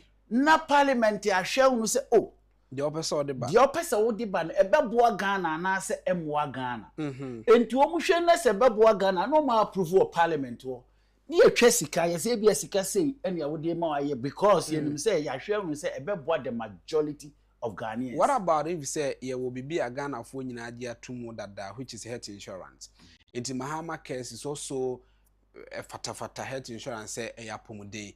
Into Yemfa when this wedding who no Agyapong at the end of health insurance na Ghana for Nigeria to na Arabia enka ho health insurance for ntimi how person Mahama case we no Yemfa question be all these things enye holistic idea was it to me a year pair the okay. It is because of party manifestos. See the obai see our hospitals be. That's right. Yes.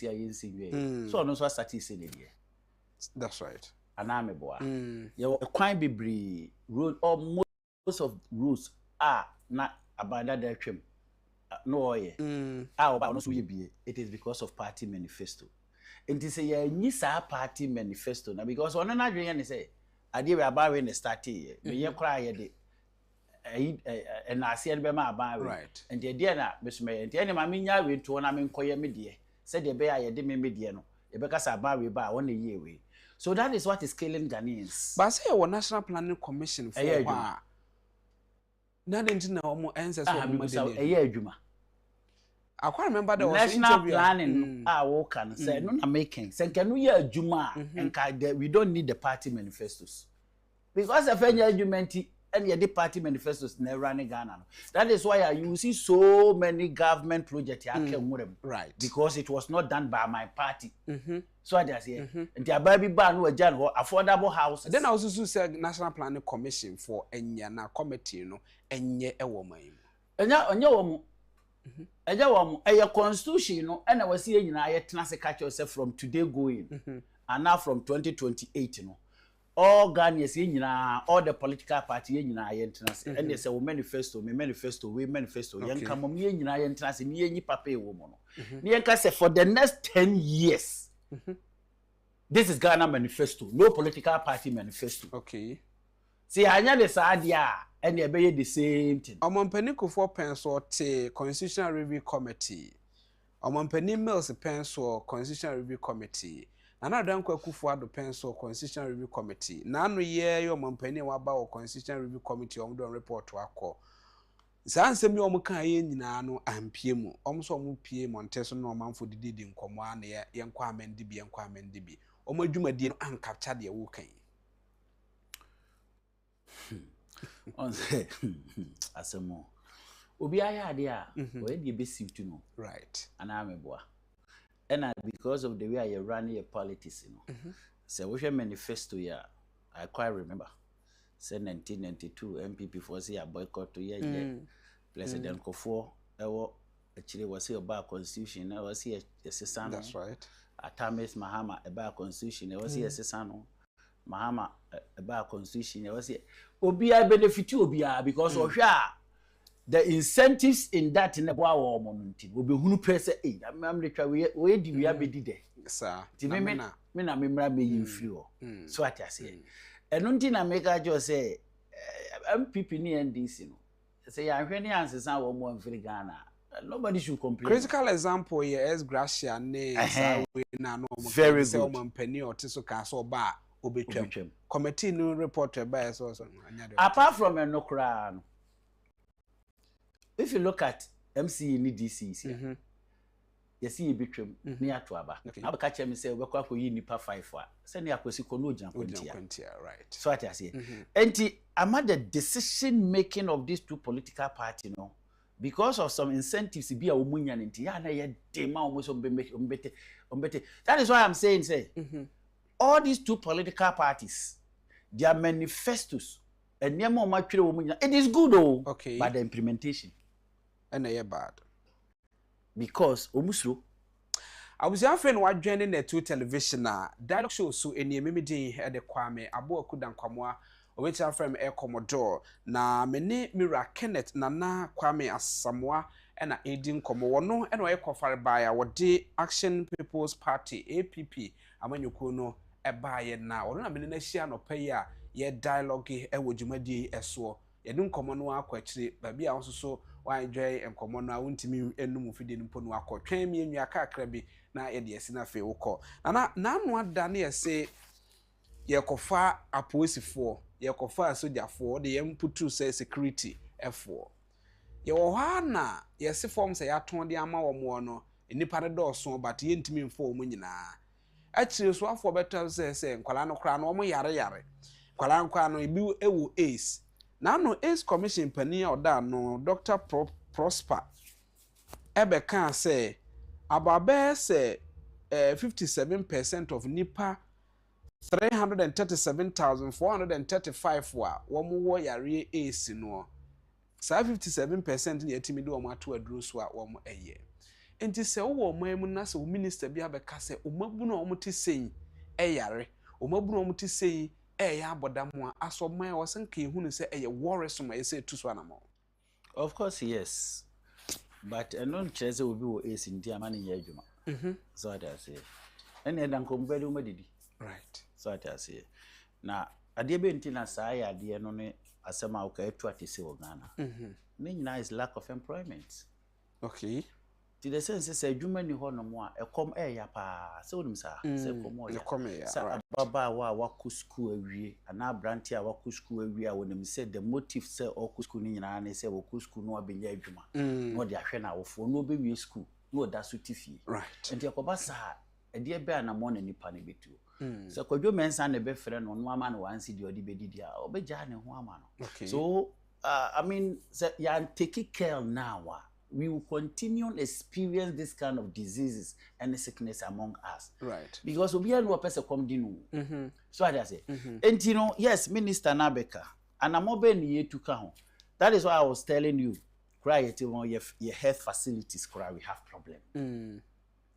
Our road, we have virtually every. I just wanted to sit down and ask you in Ghana, can you actually tell me one idea bakopa Ghana yetimi akase saadie we die ya de ya TNC Ghana just name one thing say adie we de yetimi aye ya TNC afri ho omampani na Nanadanko akufo-addo ba ne yese wa ya kwan a aban bia anya kwan da wo ma Ghana mu omampani John Dramani Mahama mamu ne di kan o the green books ba say akwan de dodo na enkohwe green book yes still ahemfo ne mpanifo bi ati omamu still yesu akwan ho anti enon anti yaye ana say wo pa kire say yaye yanya there is nothing we can point it out say Ghana yati even common ensuo you know when we say otwedi ampo nyankopon na bodie mu no so tu kwan a okọ every 5 kilometers bia bon se sutene da ho you know why because when say ensuo hu hia manipa right because yale kora na alcohol hospital the first is yemani yefensu right but here is the country yewa I can tell you say for the past 10 to 15 years obi okra ensuo fa ne pipe Ghana ha ensuo kekaye no yentimi nya ensuo ma Ghana for manom right knowing the fact is ensuo hu hia we waste money on unnecessary things and never hu hia And because the whole here and the whole Nombenya who are sika. Very well. So that until Amagana, your lifestyle you live no, acquire the same for an in two be so. Why don't just say, men for an incotua manuku and aman Libya. Right. So why was solid one more homeworking, one quama, naka se party A and na party B, be ye ebe bobra. I'm a wenye bia. Look, a bedding. The Ghana for no. Another thing I know about Ghanaians is they don't like change. Okay. That is our problem. Or won't pay change. The nipa that's any BRT we are see a pay change bia, you have a problem. Right. Amachi didi. Obo nyumbi. Obo sa anyum no di Ghana for be, but Ghana for she den transinti sa anyum no. Okay. Odi kan abo wasi debi ebe. Meboa. That's right. I'm a town for selling. What transi a inye yeda. Afi wasi enkechi. Nyaminenim. Intisi abotre. Right. Why ya kechi. Afi di ofiti one more. Was it a baby ako baby? Say baby anyewa. Baby bejo. Right. What in MPP? What in NDC? Baby I would tell one other sort here. Okay. Your lifestyle have not changed. Why are you still keeping? Say, still am NDC, still am MPP. And don't you know, would the part now one change? That's a be also better for one. Look, you can blame your parents why they are poor. Right. But you can never blame yourself why you are poor at this age. So what I say. And Ghana, so one thing that I have come to understand, most of the Ghanaians have come to understand, say, a sentiment ne mutaye, ye fie die, ye di nya, ye. Etubon so obi agye atum say ye da. I say no mo kan say ye free nkwa do mo de akogye awo mo fa. Ye fie die ye wo. Nti nya de ye fie die awo. So you have accepted the fact say Mufie dihia, mufie wo nti wo so nsole enkenya wo. Right. Say wo so be pe bibia ye because you have accepted that fact. So we normally belittle ourselves. Right. Enipa de wo ho no mo a me musku ima anko bido. Me ni classmate o.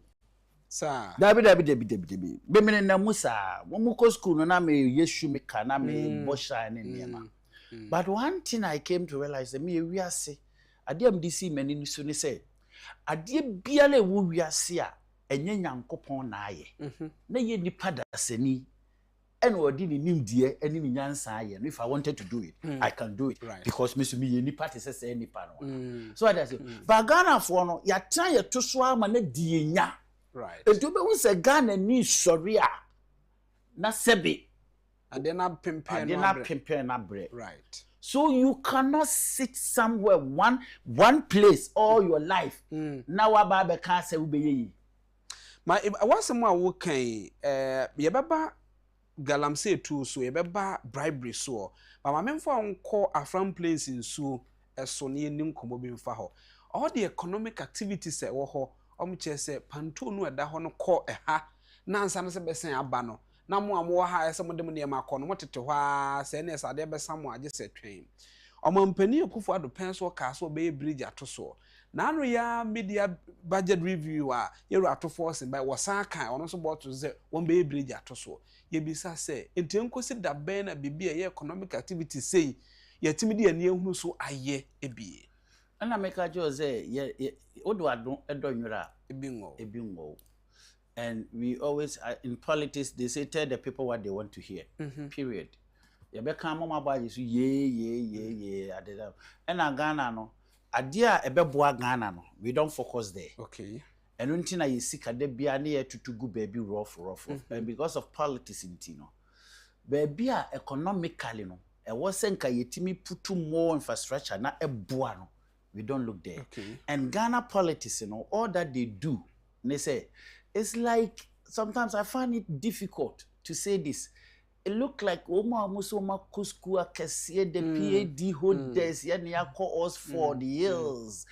Dear Lincoln. No? It look like all that they went and learned is how to borrow money. Okay. That's it. So it makes it so cheap and easy to become a president than taking care of 2 children. Right. to become a president of Ghana, it is so cheap than you are taking care of your 2 children.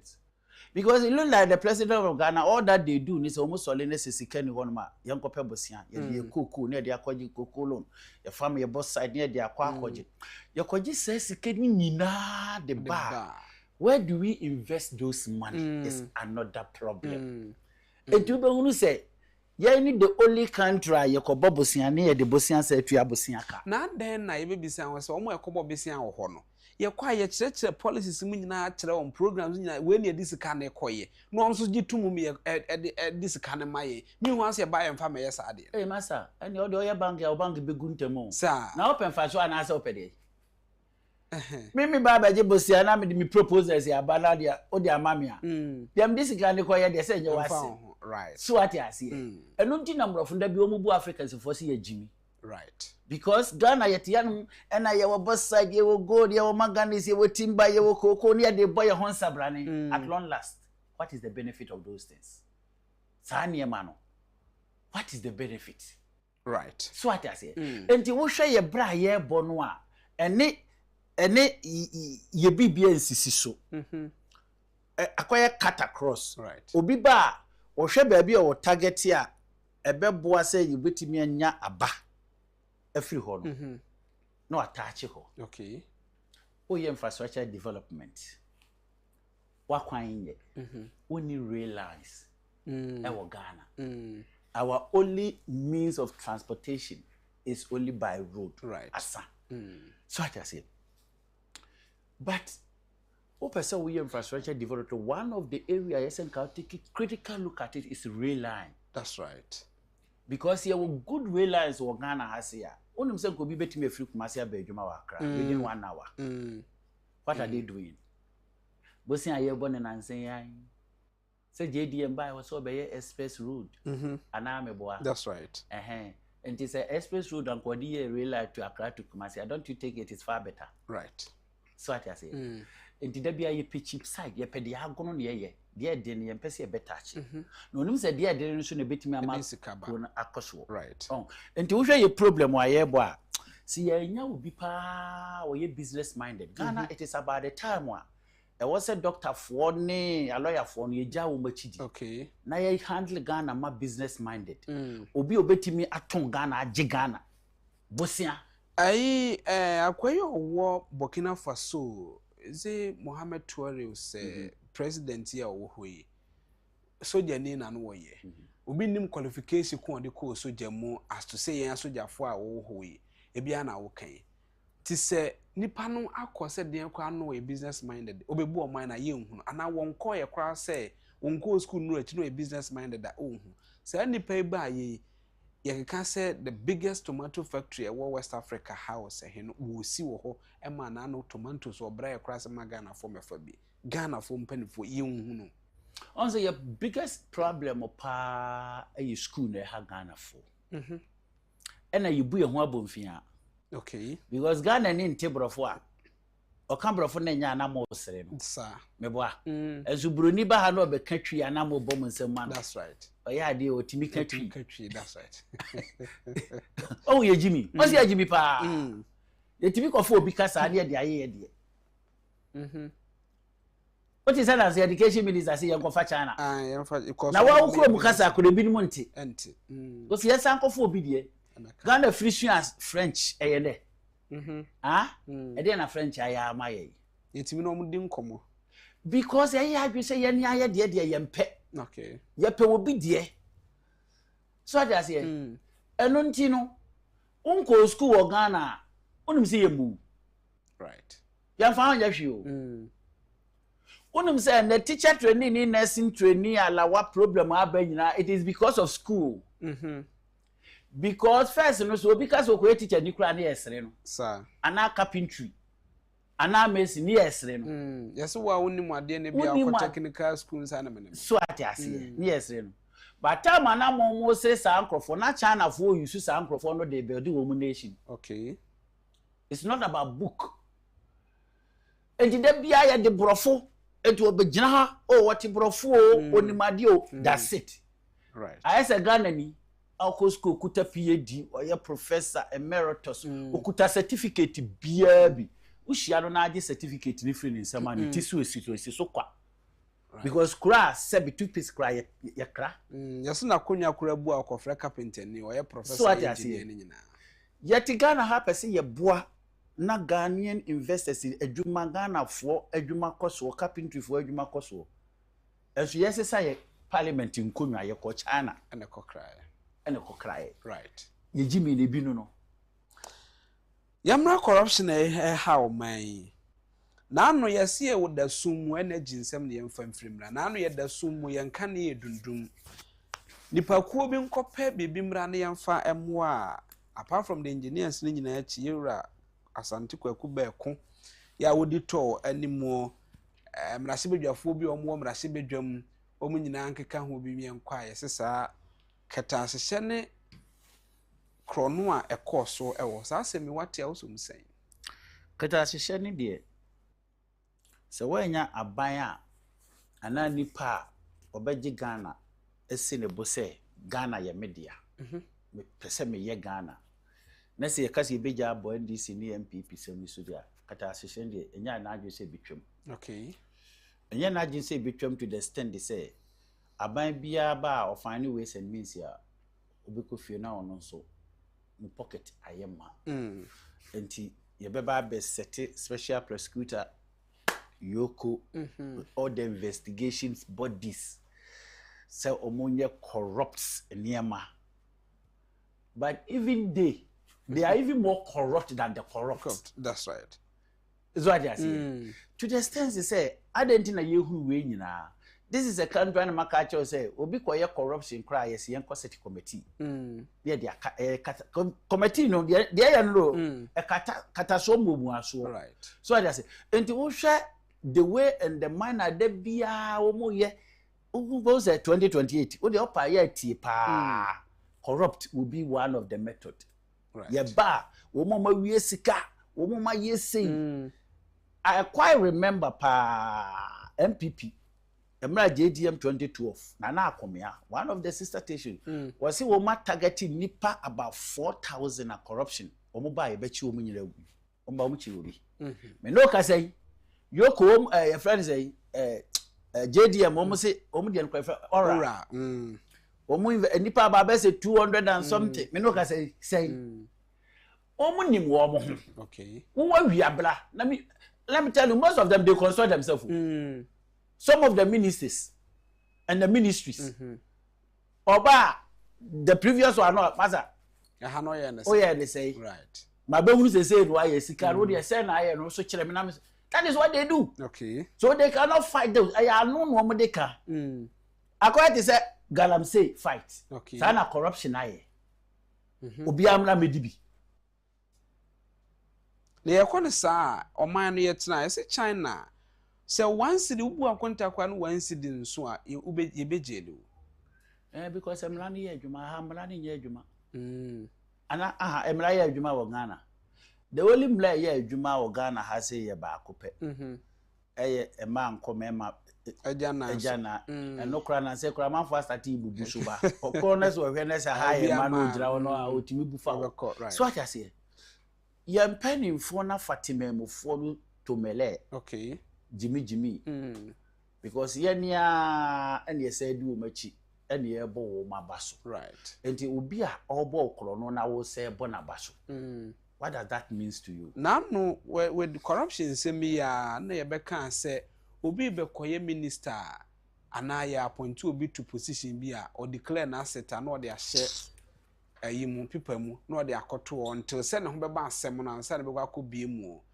Constitutional Review Committee koye we num nyina akra menye sure okra sesa ade no eba omutrim ena daso ho na we nyansa wo wa asem a wo ke we nyansa wo se me metie mi koye minister na yesi mi ye declare my assets na mi nsili ano ye mie mu a mi di bibia be shem mi we wa ha na mi dia she na mo dia to me bana mbedi na corruption sika mi nya bi a ba ko toto right ana and you know look, Ghana say answer down modua kunkum mpanimfo ni bia ma na mfiri Ghana bra ye bebere no sa me da bia kra ya na me bompa ye senka nsuo to a ka ba bia mpanimfo ne tete no na nyankopon no anso ya no so odue bo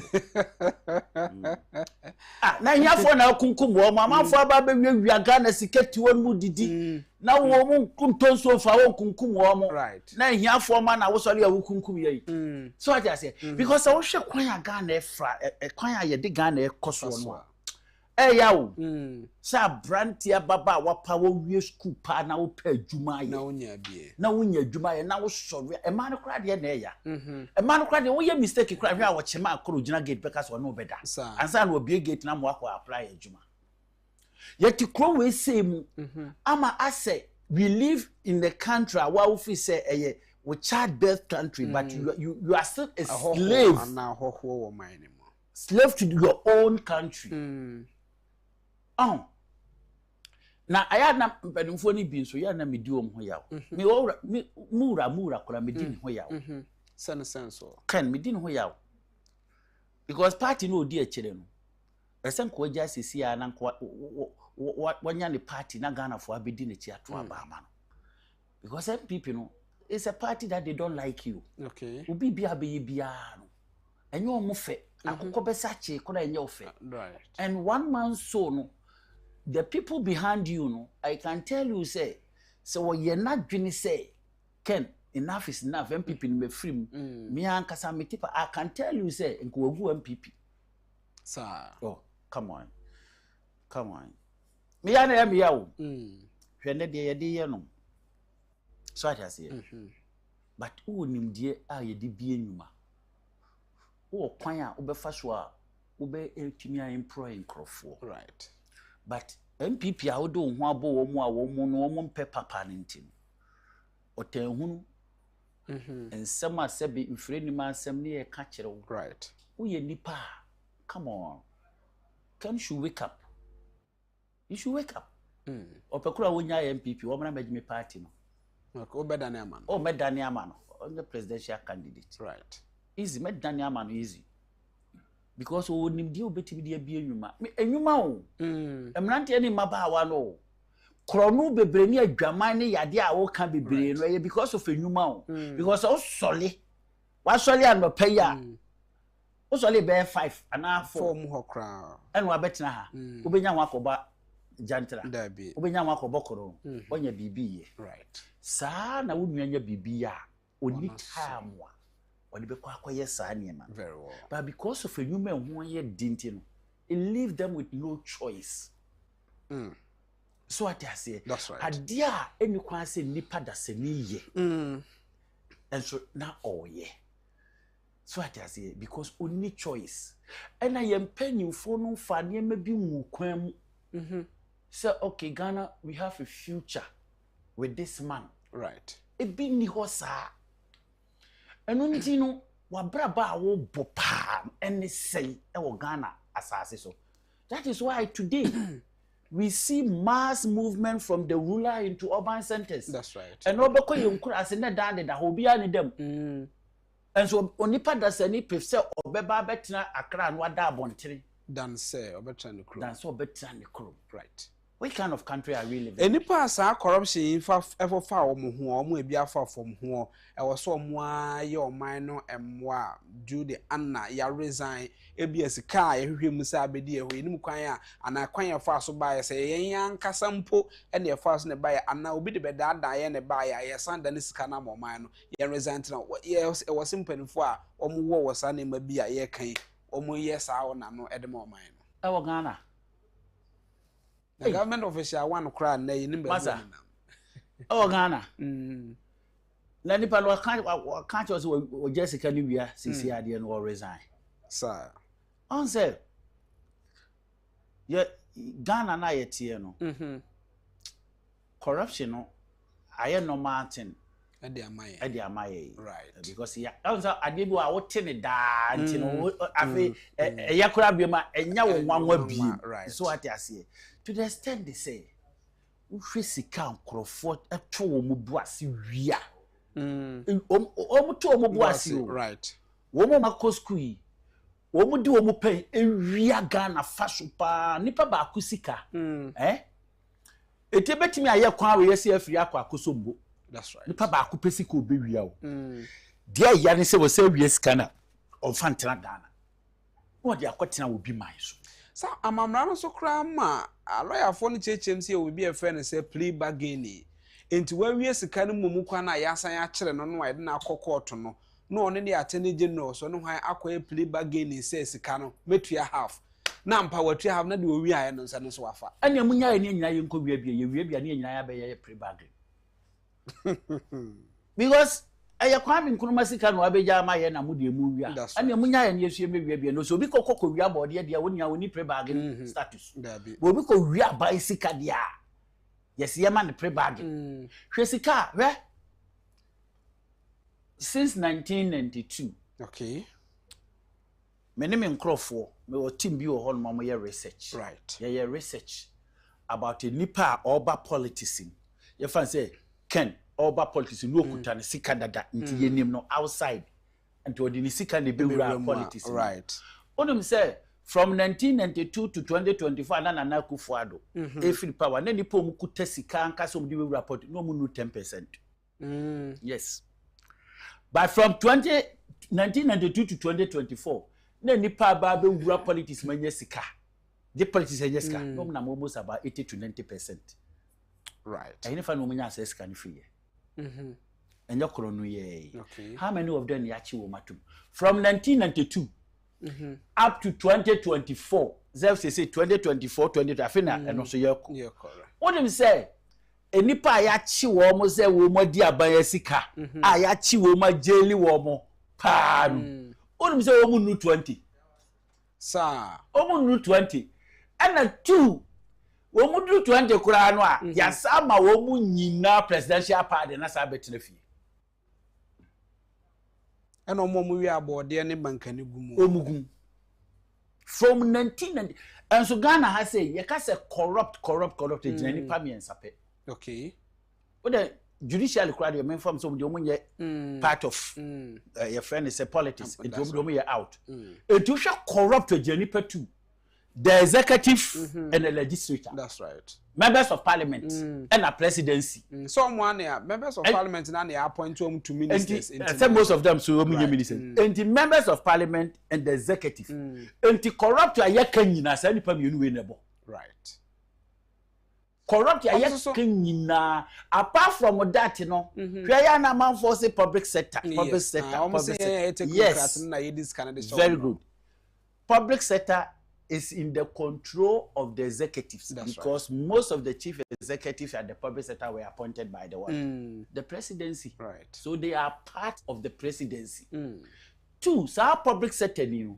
So betting me a fat tenure. It is within the collaboration of the minister and now the chief executive. And we are say ye ni see ani aye say.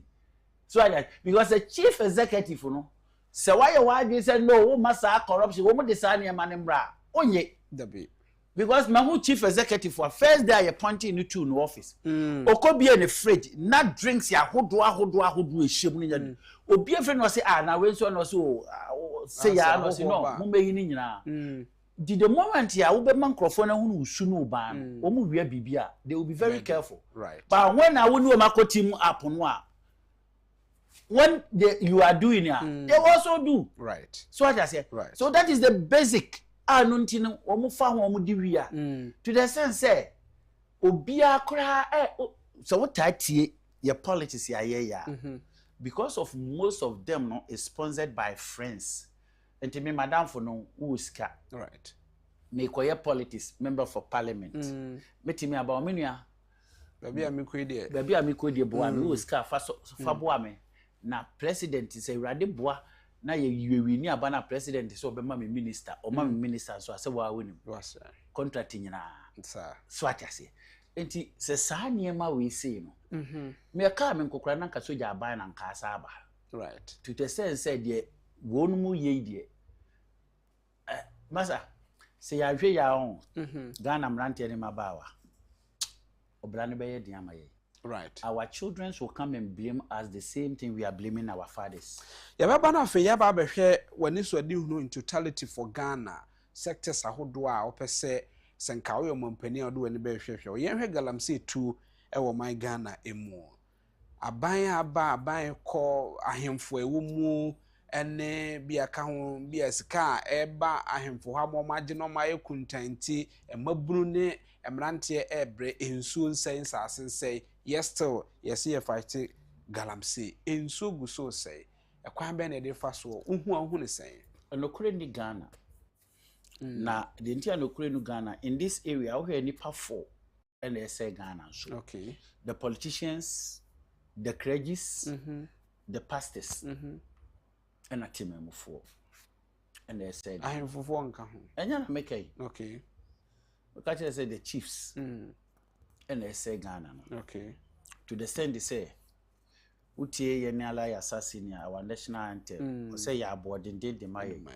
moja ye na nanom beko that's right hwegu jisa o my we see ka duru meme ne wososo e be bi ato aso right e bi to aso ne ye pese minkuminya ene hwe ensase apart from ensase no hwe yensu apart from nsuo no hwe yale boni a ya transfer e de ba Ghana right yade ananka yeti Ghana yenhu bi da we've never experienced those diseases in Ghana eno na yempenimfo na ko import eno omode abrey galamsey hwe ye started say ye to galamsey so sa unum say ye were almost 16 regions in Ghana right ye were almost 276 districts in Ghana out of that 276 districts I can tell you say districts are you too good ewo Ghana unum say no 50 yeah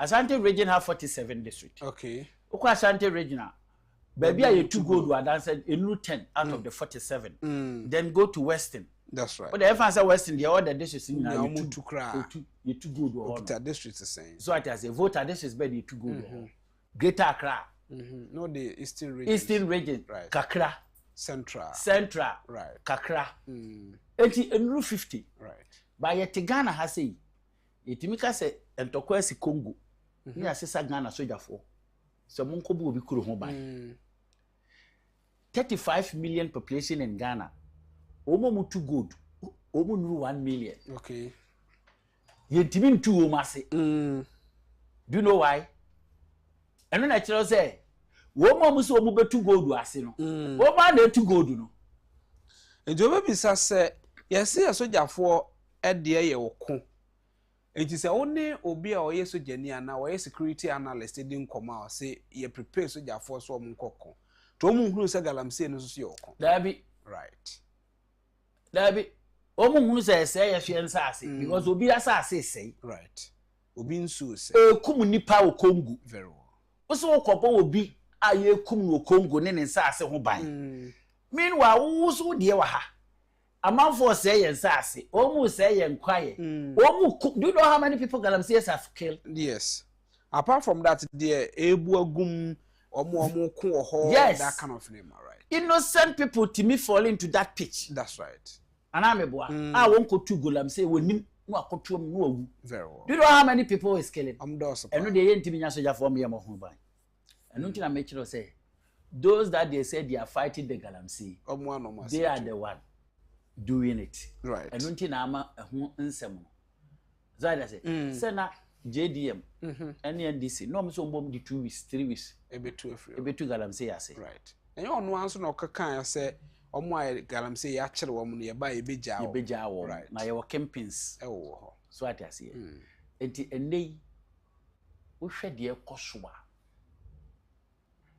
ema hunu say ye mpanimfo no ka ye bompa ya ye mompa ye nkyire awurade say ka woda na nakoma pa ye so de ye panimu we wawu na no ai bible kro na anse ye mompa ye mampanimfo hwe ye si sam panimfo we bi ne ye si ye mompa ye fo omo ana ya to abayi panimfo te say ye si we num wo ko bompa ya ma sam pan ene ye si wawu sa bompa ye say awurade nkunkum wo mu emfiri wiase na ahonto Empire must happen for because of empire no yan or dear what they be say life.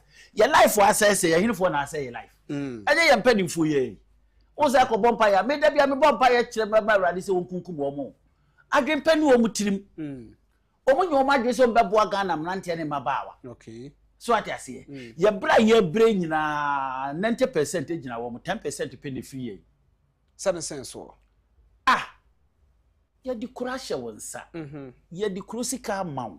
Se gise sika we nefa bokuro no ho ban. Nefa kuro no kosi ye. Na wo gi sika no.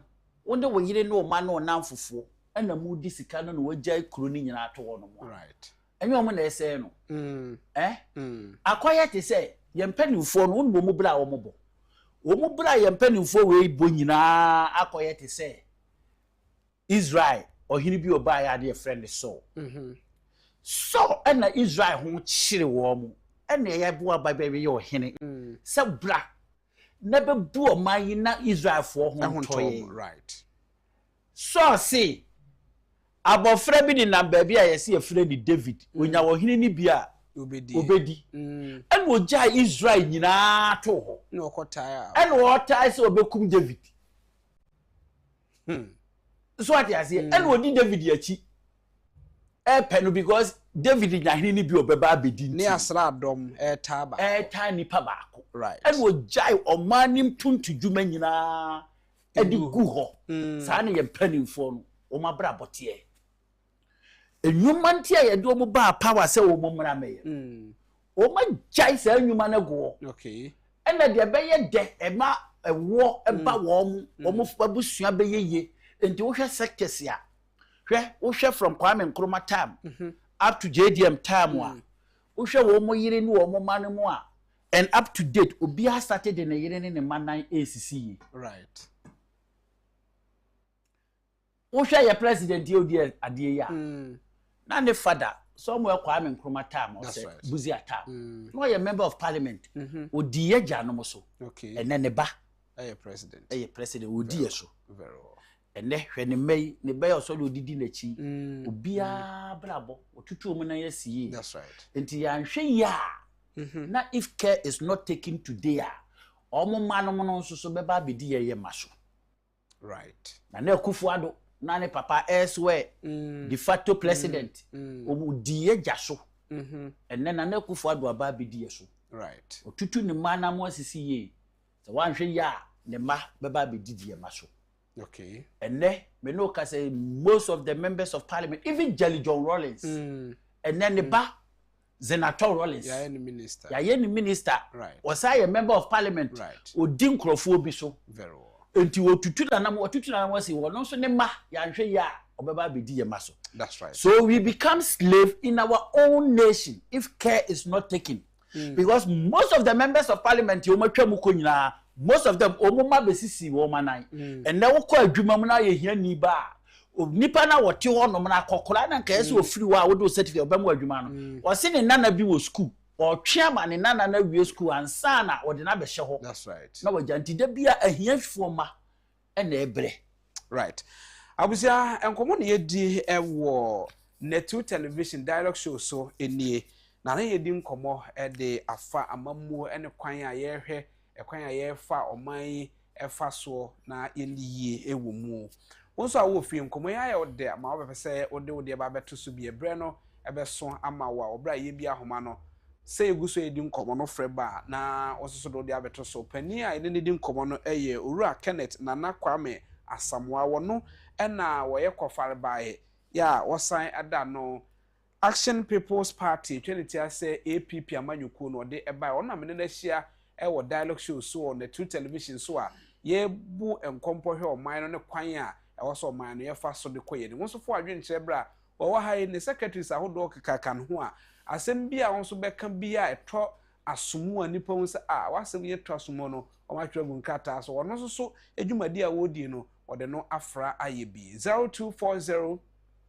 550 899 0240 550 899 sa number si na wo freba ye befa wo na won so watimi de wadwen kire ato adwumadie ne nkomo a ye die eso 0240 550 899 obi abaso a odin ba bia akasa free.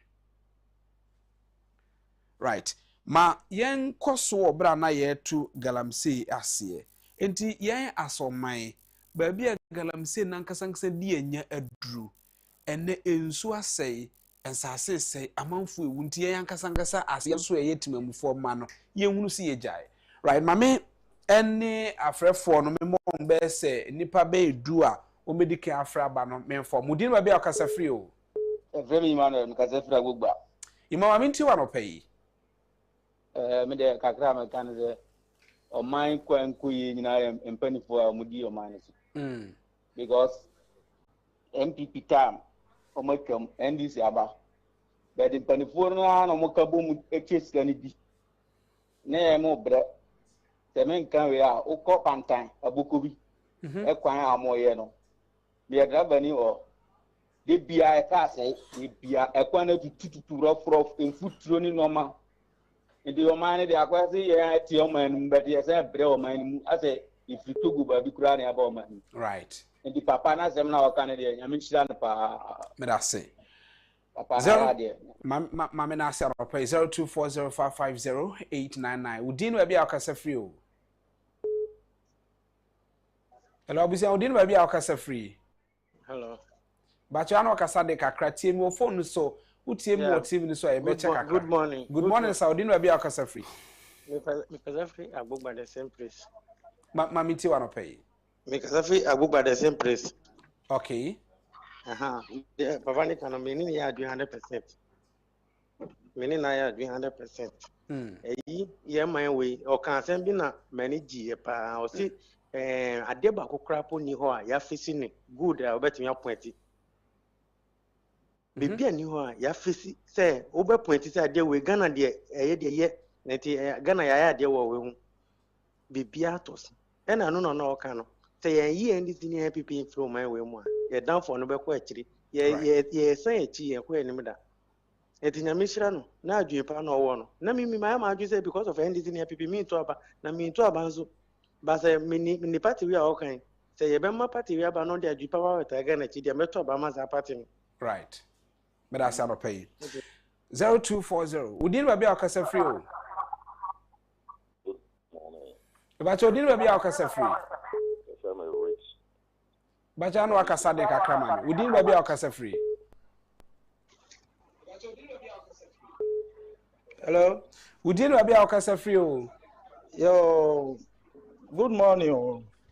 Good morning sir. Free tema. Right, mami too. Me din di appear. Tema Committee 7. Right. Me bacho mi ti o pa. Ayo. E bacho eye galamsey asema ye kan no. E bacho galamsey asema ye kan no. Meji di say I say yama ya dwen koso pa. Say on my penifo say emrantie na omo ye galamsey no omo njai dia. Eni eso omo de niam agugu na kwan so niam abetumi abo amo after omo ja galamsey no ejuma ban na omo nkoye. Okay. Because even though omo say ye forest no ye niam sanso na ban penifo ni bi so ho a ministry so omo momode na omo so omo say niam ho. It is a ban penifo ni bi so momode o ministries and omo positions no mo ye galamsey so say ye nsase ni ye niam a it is ankofo mienu why ana ye blame no. All right. But Ghana penifo fa niam entutu na kwan so say wo pame abrantie no na abayewa ni say na akwan ofa so a. Yeah. Right. Ma me fa ofrefo no so udin ba bia akasa free o. Hello, udin ba bia akasa free. Me bacho ya ti mi free phone na wa frɛ no so na ye nkasa okɔ TV no na ofra ana wo kasa e be kwachi e be sa ma feedback nti ti mi free phone so adaroma. Udin ba bia akasa free o. No, good morning. Udin ba bia akasa free. Me bacho ma miti wa no pay.